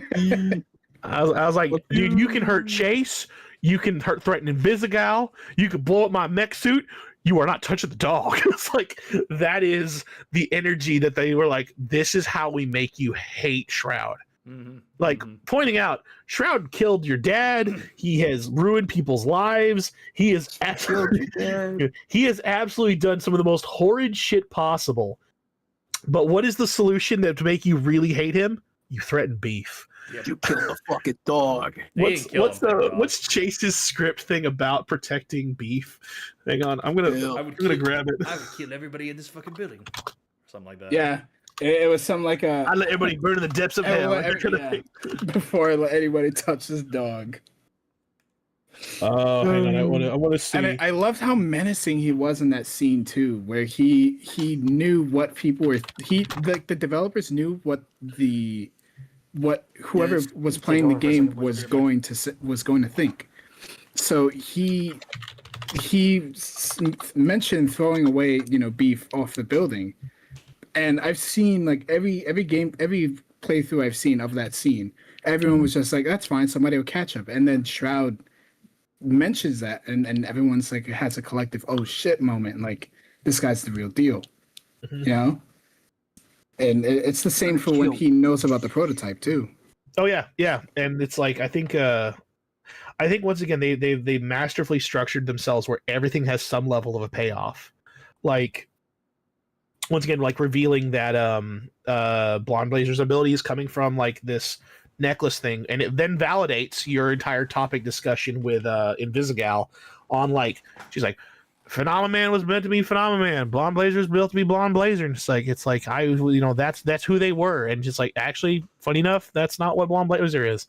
But with Beef especially, is he is meant to be the comedic relief until he stops being the comedic relief, and I love the way that they were like it's like give me the astral pulse or the dog gets it, and I'm like that is such a cheesy like cop out for it, but I love them for it. It's so good.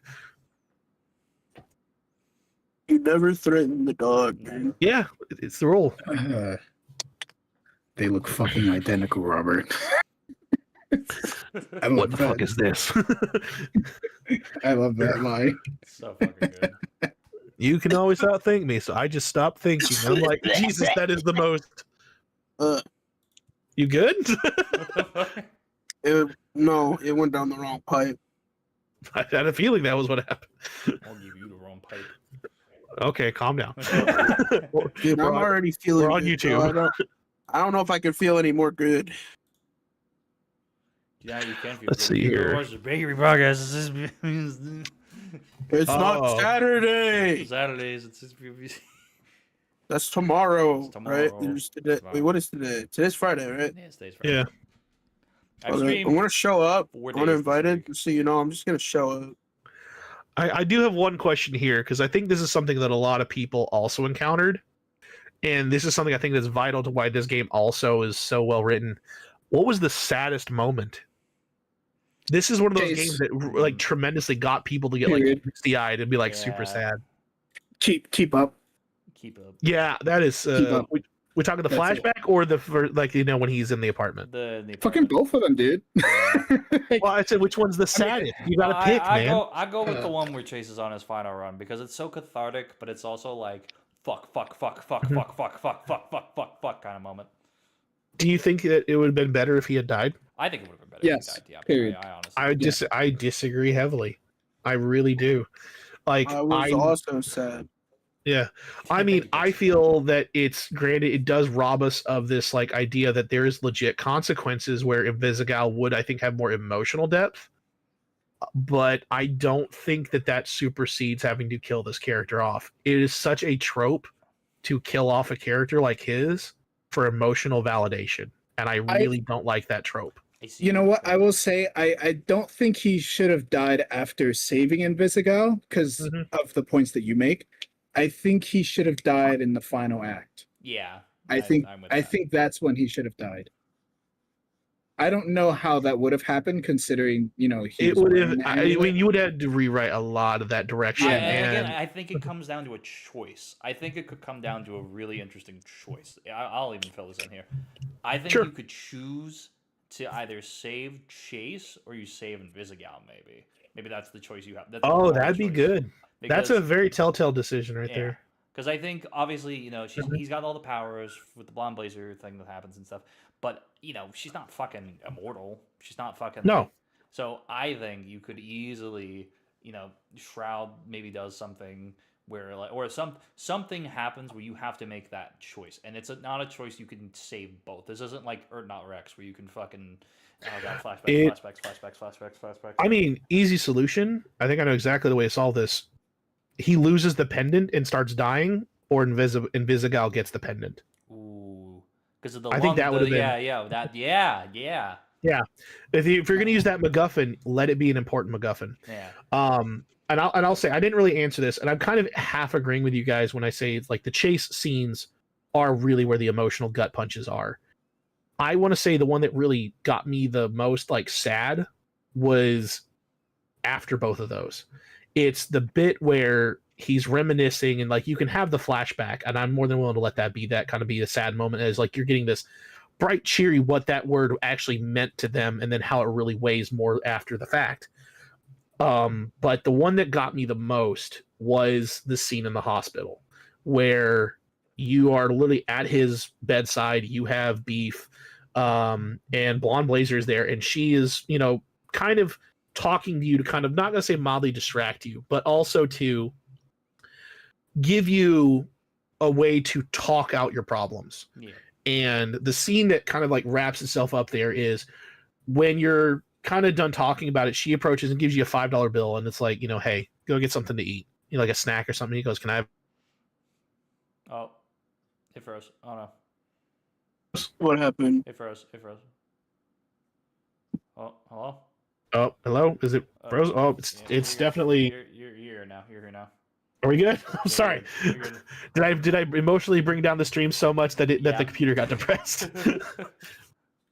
No, there's not a character named Cheese. There's a character named Chase, and then there's Beef. But the part where it broke me, it absolutely I was bawling. Specifically, was when she leaves the room, because for that entire bit, Robert has been putting up a wall where he is. I'm not gonna cry. I'm just gonna like talk through my problems, and kind of alleviate some of that internal pain he's got. But as soon as she turns her back, that door is closed, and he is by himself with his injured friend, he breaks. It is such a human thing when people are like, I got to put on this brave face for everybody else. But in that quiet solitude, when you're by yourself, you start crying. Very King. Because now it's open. You have that, like, I guess, no longer is it societally required that you have to be emotionally okay.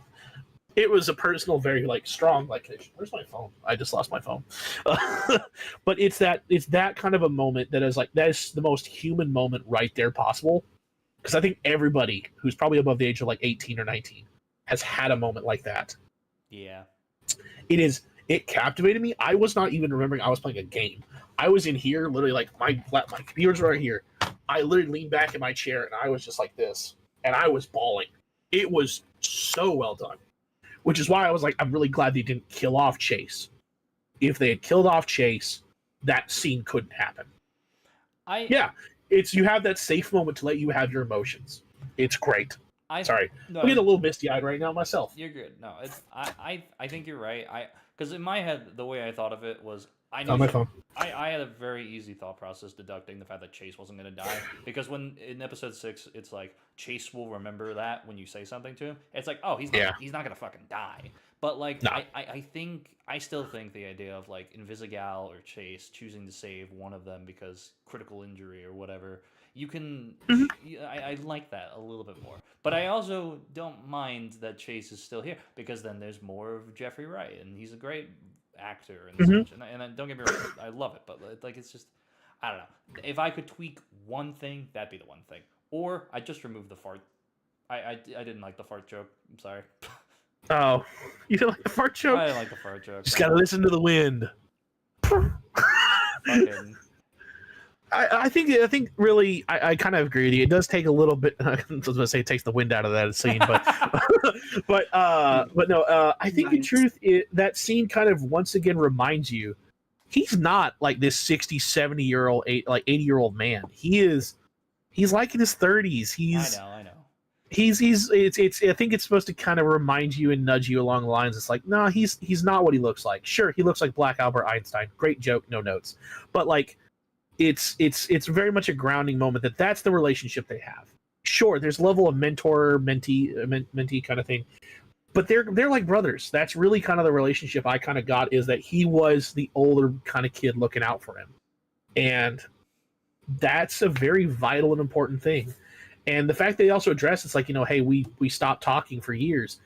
It just further proves that once again that Robert shut himself down so hard once his dad was gone that they both had to kind of turn into very different people. Rob became this once again vigilante style like Mecha Man, which explains also why he was also in the very first episode trying to go and take out Shroud solo. It's like he went on this vindictive, I'm going to be the isolationist kind of like Batman level run where he was literally putting, Oh, he hit froze again. Oh no. That's fine. It's weird, but it's fine. Let's see what happens. We're here.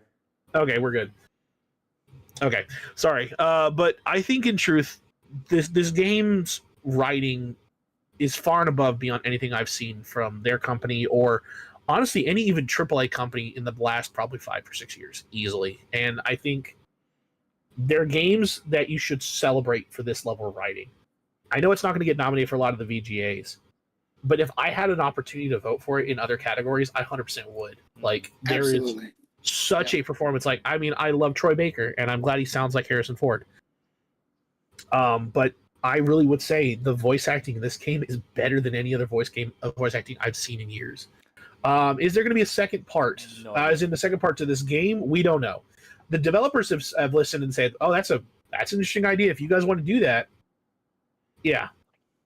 I really think, in truth, like there will be a sequel, or at least, I mean, they could literally just do what I think that would be the smartest thing to do: make another game entirely in a different ass city. It doesn't have to be Los Angeles. You can do Chicago. You can do New York. You can go to crime-ridden Washington, D.C., apparently. You know, you could go wherever. Fuck you. Like, Fuck you. Sorry. Did I get political for like a second? That made me feel good. That made me feel good. Did that brighten it up a little bit? That made me feel good. Okay. No, but I Yeah. agree. I think it doesn't Yeah. have to follow. I mean, you could have like cameos from those characters, but I think it Yeah. would be cool to Yeah, experience. there's it. so many directions they could go. I would be happy with a prequel, honestly. Oh, Yeah, I would say, heck, you could do in a video about the creation of the SDN. I would play that game. that you could even do that as a show. Mhm. Like anything pre-dispatch, I could see that being like a show. I or could see a that as a movie. show. Yeah. Yeah. Yeah.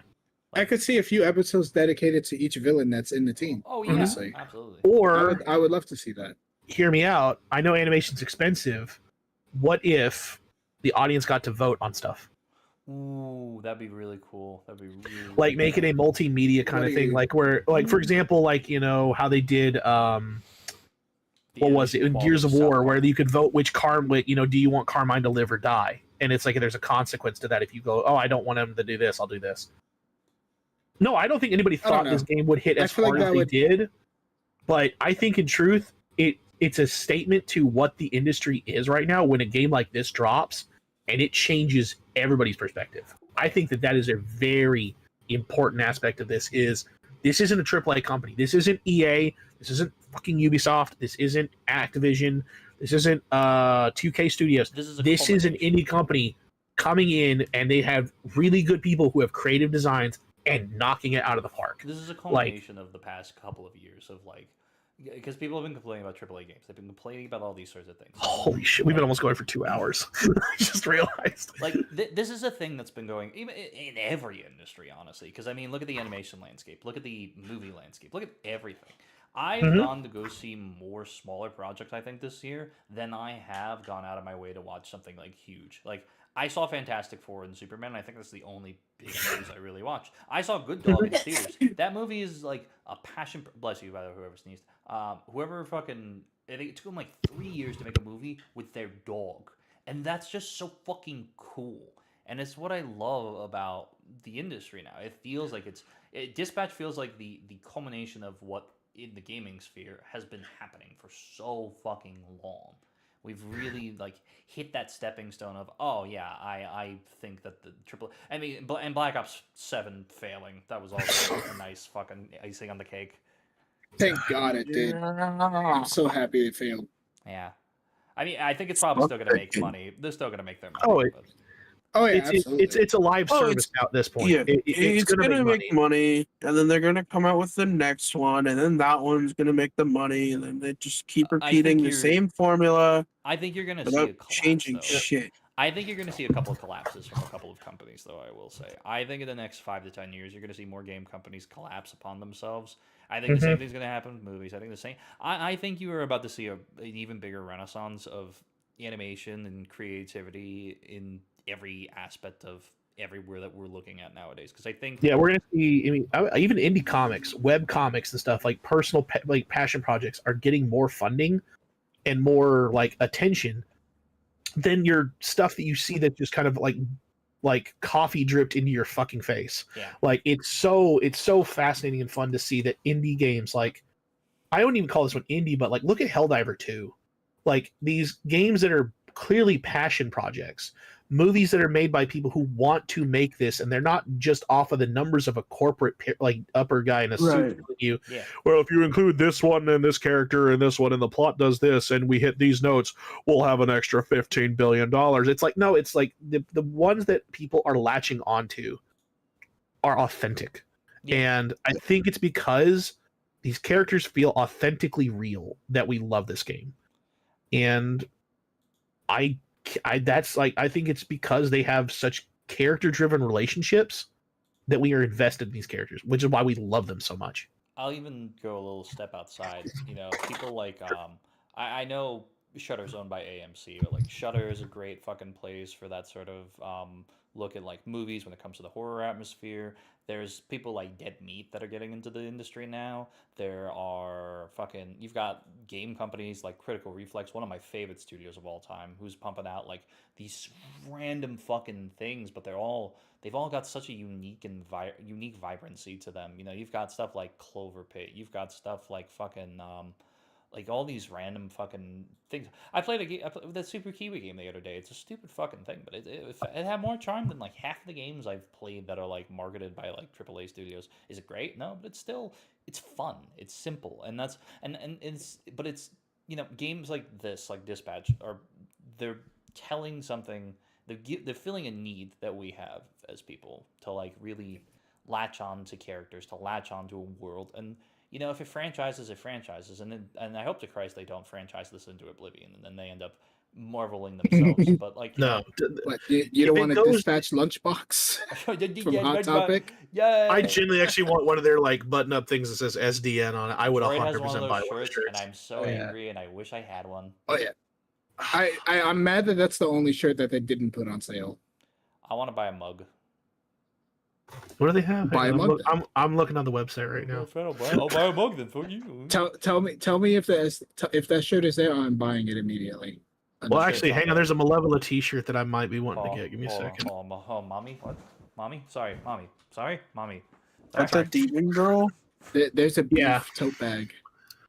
I know. I thought there was a. Hang on, I've seen this picture before, but I thought there was one that was like where Sonar was supposed to be like standing behind her or something like that. Is that not? Oh, it's the comic book cover. Never mind. I'm an idiot. My bad. My bad. But I mean, like, once again, it's like if you genuinely feel like passionate about projects and stuff like that, this is what you hope for. This is what we all really hope to see when a person who really loves the content they're making, the idea they have, they believe, and they can invest themselves into. Yeah. This is the result we all want to see, and this is exactly what this one has earned. And I think there's a good evolution because people were so like, because of not to sound like, you know, I guess I'm showing my old age of my ripe age of 23, but when Fortnite Don't tell me you're when 23. Fortnite came out, they were just like, Fucking grandpa. when Fortnite came out, you know, they have Looks like weekly 50. updates and every day it's a new thing, and everybody was just like, okay, now I need something new now immediately, otherwise I'm not satisfied. But I think now I'm starting to notice a shift where a lot of people are just like, dude, take your time, be patient, release it whenever it comes out. We don't care as long as we get the final product and its best form that it possibly could be. I think. And I'm so God. glad that we're seeing that shift Yeah. in mindset, because we get to see projects fully fleshed out. You know, I have no doubt, like, say what you will about GTA 6 and how long that's taking, but I have no doubt that when it eventually drops, it will be exactly what they hope for. And from a certain perspective, this is like an entirely different conversation, but I actually understand why it's taking so long for them to release it. And I'm glad that the wider audience in the gaming industry is more lenient to allowing developers to take as much time as they want to develop a game that everyone wants to see. I mean, look at the games that most people have been most excited for this year. That's not like a multiplayer recurring shooter. It has been Silksong. It has been Yeah. Expedition 33. It has been Dispatch. It is games that are different and are trying to be passion projects. Oh yeah. That is the thing. If you are passionate about something and you put your effort into it, it will show. Look at And- Buckshot. Look at Buckshot, man. Yeah. That game is the simplest thing in the world, but it is just. It is every fucking motherfucker on the planet has played Dispatch at this damn point, man. Like, it's. Mhm. I mean, Dispatch, Buckshot. Fuck it. What did I say? You're good. Brain is So brain. I gotta I mean, go. Buckshot Yeah. But I wanna mention something that I don't think I've seen anybody mention at all, but I think it's really cool. In the last scene where you get to choose whether or not to give Shroud a Kamehameha or a thing Yeah. or get over here, the scorpion thing. I don't know if you notice, but the note that plays when you do the spirit bomb in the song is the same exact note of Goku screams. That's amazing. So if you rewatch that scene, just listen for Goku and you will hear it. It's kind of cool. All right, I gotta go. Have fun. You're good. What? Thanks for popping in, man. See ya. I was gonna say, kind of circling back to the ending of the game, because I think that that's a very dominant part of a lot of people's like kind of experiences for it. What would you expect, like along the lines of how am I gonna put this words? When you got to the end, were you happy with it? Yeah, absolutely. I was really Okay. happy with it. I was very happy with it, and I felt it was a little abrupt. I will say I felt it was a little bit abrupt, but I felt very satisfied that there was almost a solid, almost 2 hours, relatively, of build up for this ending. And man, I don't think that there's a single bit in there that I would change. Let's see here. Plus, another thing is, yeah, I think we're getting into a point where games will be redundant no matter what you do, but your passion is what will change it. I think that that's a very easy way to kind of like go, cool. There can be the elements that I mean, Expedition 33 is nothing different. It's turn-based RPG, but it's the level of effort and passion you're putting into it that really will make it your own. And I think that that's really kind of the important part with a lot of these indie games, and the success that these indie games are going to have is that you've played probably something similar to this before, but there's not another experience like it when you get into it. Like You gotta make it your own. Yeah. You've got to. I hate to say this, you've got to reinvent the wheel. But man, when you reinvent that wheel and it works well, God, you've created a masterpiece. It is Right. so challenging to kind of encapsulate what this game has done right or wrong, when everything is in the game that you pretty much like about it. I haven't found anybody who's really been like, man, this game is awful, and then been able to explain to me what they didn't like about it. And that's Okay, really I the got challenge. it. I hate the game. Because you haven't played it. What? No, I will explain why I hate the game now. Sure. Game bad Wow. because No battle too many pass? words. I Sorry. not come to play game for word. I come to play game to play game. God, you're gonna hate I don't Scrabble. want read. I'm hearing I you hate said you so, so can't hurt fucking me. much. Said you're gonna hate Scrabble. Oh. No, I was don't know. that? It seems fun. I've seen like clips, and it looks like a fun game with fun characters. I've seen people. I seen that bathroom clip that you talked about earlier. I did see that, and it was funny. It made me chuckle. Amy, there's a level of irony of you not being able to spell illiterate. I just want to point that out. Say that. That's crazy. I'm not illiterate. I don't glow in the dark. Sorry. I think the most interesting thing. Oh shit! No. I think you're illiterate. Illiterate. I think my favorite thing to see is when people were complaining that the game doesn't seem like it doesn't have any gameplay, but like that's not. No, I've never seen that. That's not the point of what is Oh. No, I actually do. Was quite that episode like- 4 actually? What are you talking about? What's the episode 3? Hang on, what was episode 3's intro? Give me a I second. thought that was episode 4. I do actually quite like visual novel games. Hold on. I think you're thinking of episode 4. What was the intro of Yeah, that 4. one? Hold Yeah, on, 4. yeah. Yeah, no, she's thinking of 4. She's thinking of 4. She's thinking of 4. Okay, I was like, wait a minute, which one was that one? Like, Yeah, I remember. Everybody remembers when how 4 started. I don't know what it is. oh, Oh no! it's burned into some of our brains, and man, it's a good image. Sorry. Can I don't know. I gotta look it up. Hey, let me put it this way: it's one of the 3 reasons there's a nudity setting. Hey, yo, Yeah, Oh, dude, I'm no. surprised It's Fox season News didn't come out and be 4. like, "There's gamers ruining next generation children." Like, Listen, man, it's The- all the more what are reason we to go the talking about? Invisigal route, man. I'm just saying. I mean, they gave you a lot of reasons to support that shipping. I'll say that much. Yeah, yeah. All right, Yeah. I'm looking. Not just Nikki people. It is a step up, even probably beyond that. But I mean, once again, I think in truth, even well, now that I think about it, the nudity wasn't really even something that I was like No, it never going really like, came up. oh yeah, let's go for that, or like, no, this is gonna ruin it. It's like I felt like it was like, okay, this is an interesting storytelling element, and like it didn't really feel out of place. Sure, there's some shock value, but like if you watched HBO, like Game of Thrones and stuff like that, this isn't like it's not something you haven't like encountered, but Yeah. like I was Everybody- borderline they're shocked we didn't get an everybody AO rating showers. just because of episode 4. I'll be honest. They showed booba.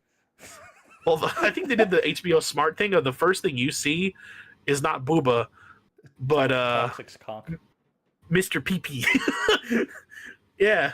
That's Yeah. how you know it's great. Yeah, that's true. That's very true. Element, that is a beautiful phrase right there. That should be on the cover of the box whenever they make it. 2 hours plus to talk about this game, and the sex scene wasn't even brought up. That's how great our writing is. That's what's so good though, is that like the nudity is just it's a tool that's utilized, and it's not just, oh, let's show off big dongala hungarus or some shit. It's Yeah, just, let's sell an extra 20,000 copies because of this. And it's like I Well, was like, yeah, it's not about the sex. well, yeah, exactly. oh yeah, That's There's why some- there- porn exists. there technically do be 2 booba in one of the. I think what's so I did not see any cock in that scene. I only saw booba. yeah, the There's no is cock in that scene, the but cock the is in the implication first of other episode. things. I do love the scene when she talks to you in the bathroom. Yeah, sex Where last night. Was I good? she's like, was I good? How big was my dick? Like that kind of thing. And she's like, gross. He's like, hey, you're talking about me here. This is about me. And Waterboy just starts. I mean, he lets off. He practically starts a motor. That scene, and she's like, "You ruined this for me." And he goes, "Sorry, I tried to hold it in, but it was an accident. It wasn't on purpose." No, it's not Waterboy. It's not Waterboy. No. I will say. God. My, Oh, who we have now? it's Who we back. have Yeah, now? it's all really good. It's back. Hey, he's back. You here to Fart- talk about the Fart jokes and boobas? poop jokes. Fart jokes and poop jokes are generally not funny, but that No. was hilarious. Lies. Oh, That one is the Lies. ultimate, just out of the blue God. joke. Poop jokes and fart joke for life. All right, he left. He came in, dropped his wisdom of he knowledge. dropped his deuce of knowledge. His communist. His slapstick element comedy, you know, like the. Ah. There we go. No, but Shut the fuck up. He disappeared quicker than Batman in a cutscene. But no, oh god. I mean, once again, I don't want to even downplay it like or a little bit, but this game's so. Watch Carlos at 6 p.m. ESC every Saturday. Ah, damn it. Yeah, yeah. Love it. But like the comedy in this game is so good, and the jokes are clearly written with the characters in mind every absolutely, time. yeah. Like you said, Oh, even the God. scene, it's even like the scenes where they do utilize nudity. It's to make a point. It's not to Mm-hmm. just show something. And they do like, I feel like again from the creative perspective of everything, like everything in a creative sense can be on the table as long as it's done in a way that means something. You know, it can't. The Just delivery be, has to be appropriate. exactly. I think is the best way to put that. Yeah. I can watch a Rick and Morty scene and it's funny, and they can make a joke about cock in one episode and it's funny, and then another episode it's fucking not. Yeah. Oh, let's start to head more towards the not side, in my opinion. Like Yeah, we're it's getting there. Not But quite. no, I did actually have one really interesting question I've been saving kind of for later on in the stream. Yeah. Is there any other actors in the future where you're like, it'd have to be them? Oh fuck, that's a good question. I thought of one, and I'm really worried it would end up being almost the Rock scenario. Keanu Reeves. I don't think I could see Keanu Reeves doing something like this. I feel like he Even if it's like a side character or something like that. I don't know. Like it's a challenge to think of people that you go, well, these were all just like kind of seem like plucked from the blue. But like that was the first person I thought. I was like, no, it would end up closer to that Rock scenario. What about Andy Samberg? See, I don't know if you should. I don't think there's a point in picking who you think would work. Yeah, I think it's just better to experience it in the time. You think that it's better when it's more organic. Yeah. Because No, I don't know. Keanu Reeves It's is not in Dispatch.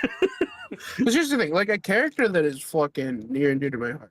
I really love the Punisher, and I seen most of the movies. I think there's one I missed, but like I've seen them all. You're good. fucking Berthnall played an Yeah. amazing Punisher, and I would have never thought of him as being Punisher, but now he's just what I think. But if I were like, if you were to ask me who I think should play the Punisher, I would have never thought of. You probably would have picked somebody almost like Mel Gibson before the whole like kind of like controversial thing there. And it's like I think when you find an actor who encapsulates that character, like Chadwick Boseman is Black Panther. Yeah. Tony, Right. Tony Stark is of course Robert Downey Jr. There's nobody else you can Right. pick, and it's like when you have a character that's so well written and it's designed with almost that person in mind. That's why you value your casting director so much. Mm. Oh, you're good, Element. It's all good. I'm agree with Yeah. man.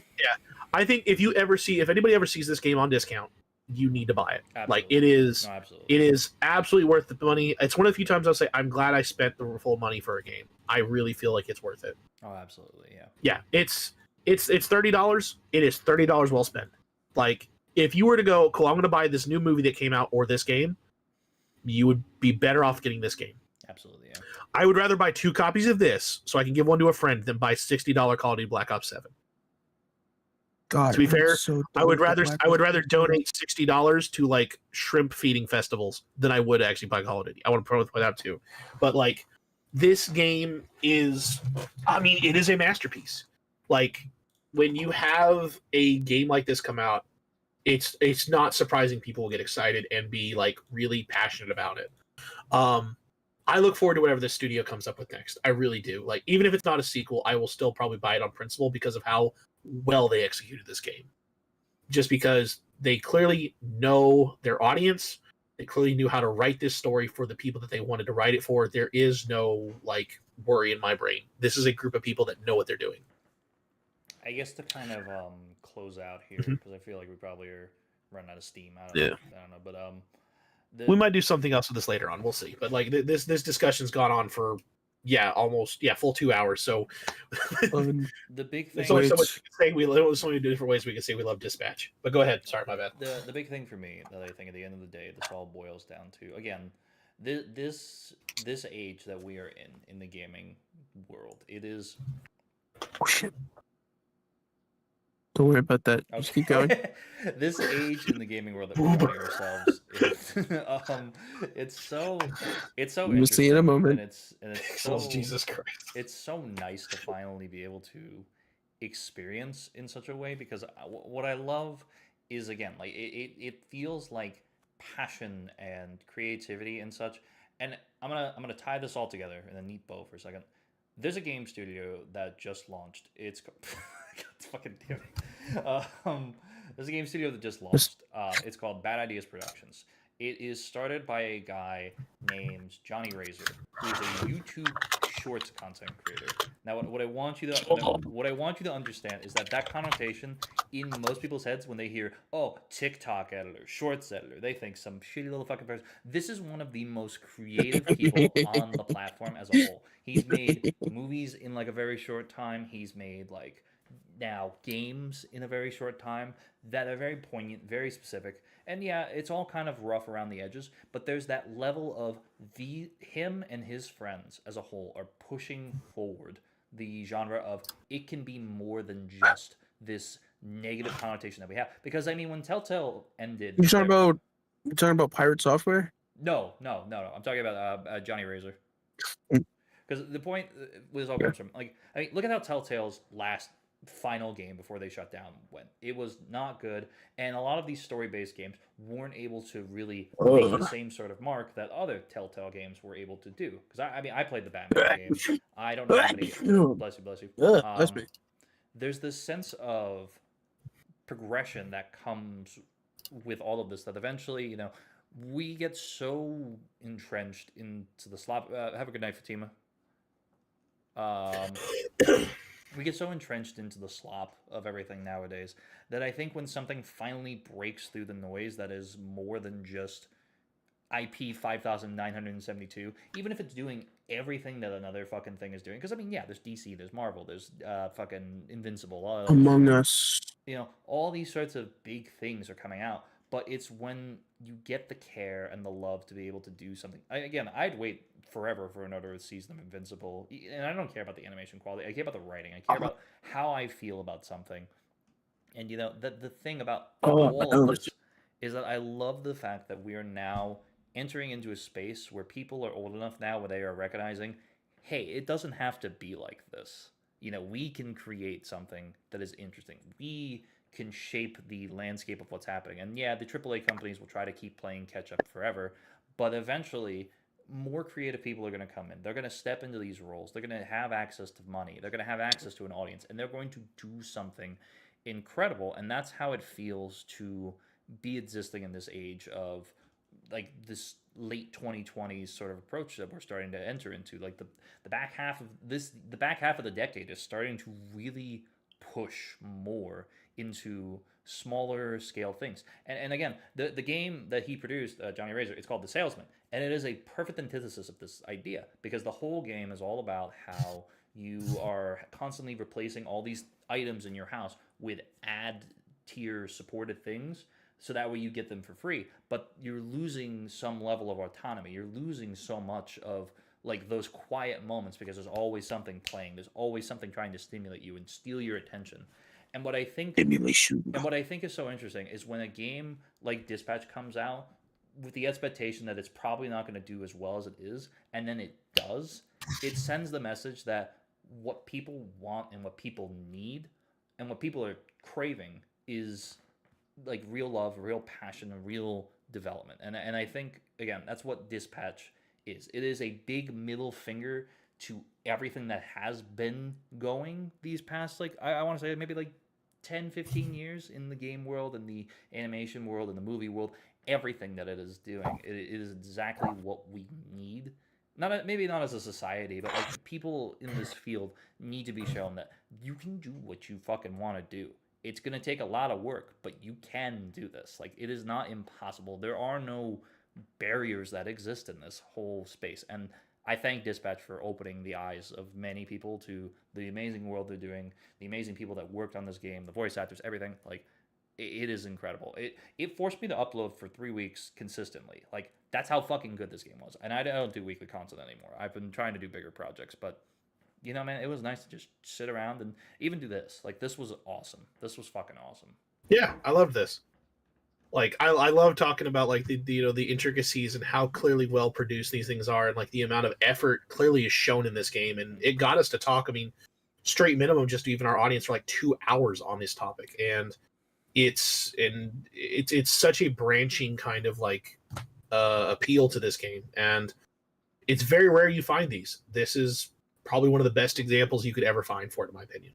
And I think it's not gonna. I don't think it's gonna stop here. I think whether it's Dispatch 2 or some other studio comes out of the woodworks and does something, you're gonna see this more happen. You're gonna see more Call of Duties flop. You're gonna see more of these things. And either you're gonna be like EA and make Battlefield 6 and do something for your player base, or you're gonna fucking wash out and you're gonna inevitably end up pivoting too late.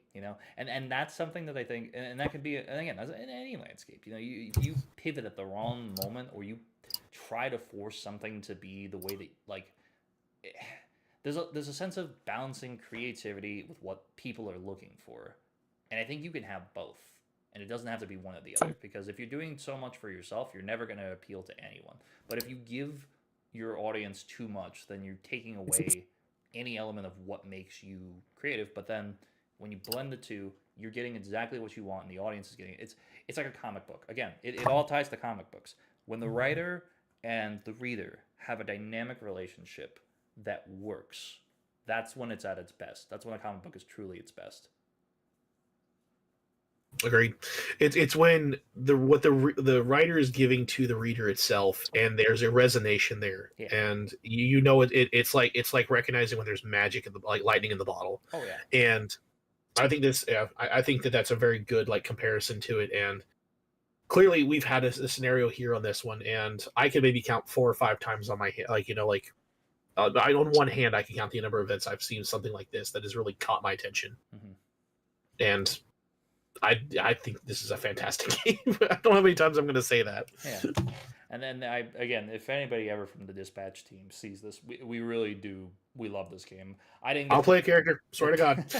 We'll all play character, even Pixels, even though you never played anyone or played the game. It's okay. I haven't played it or seen it yet, but it seems like a good game, and I've heard very good things today.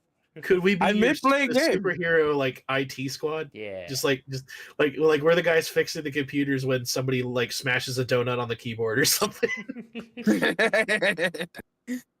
Yeah, I'll do it just to say that I was like, you know what, I was in that game. I was in it. Mm-hmm. But yeah, we hope you guys did enjoy this discussion. I apologize it wasn't a video. I have had so much stuff that I'm trying to do, and honestly, if I want to get this Poppy video out and the Jackbox video out this year, I had to fucking shrink down what I was doing. You're doing a Jackbox? And it also doesn't mean that we won't try and do something later on. I mean, we'll see what, you know. I mean, this is more of a like kind of a spontaneous stream kind of thing. But if people want to see that kind of content, let us know. Like we will. I'd love to help Pete with this kind of stuff as well. Like it'd be. I think it'd be a great, fun passion project on that. But if people want that kind of material, let us know. Yeah, and trust me, chat. This year it's gonna end off on a bang. Next year it's going to be a fucking atomic bomb. It is. Yeah. God, it is. You're doing a terrorism? No, I'm not doing it. No, shut up. No, stop. Don't get me banned. Why Don't would get you me do that? That's right. We're gonna do a hot tub stream. banned. Like this year, I've pushed myself as a content creator. Next year, you guys have no idea what we're trying to do. Oh boy, Yeah. oh boy, oh boy. But anyway, thank you all so much for hanging We'll see. out with us this year. Not this year. I mean, on this stream, but this year in general. Thank you guys for making. We'll get there. Amy. Don't worry. But anyways, thank you all so much for hanging out. Thank you, boys, for coming on. I'm gonna switch to Like the, a room stream. Thanks for having me, man. I appreciate it. I haven't got the chance to do something like this in a hot minute, so I appreciate it. Yeah, let me just reactivate here. I enjoyed my time. Yep. But anyways, chat. We're gonna end off here. Sometime next week, I'll be live again. I don't know the schedule yet, but we'll be doing something. I don't know what. Turkey. And then tomorrow, Kolo 6 p.m. EST. Come watch the podcast. Yay. Have a good night, chat. We will see Turkey you all Day is happening next week. next time. Bye. Bye, everybody. Bye.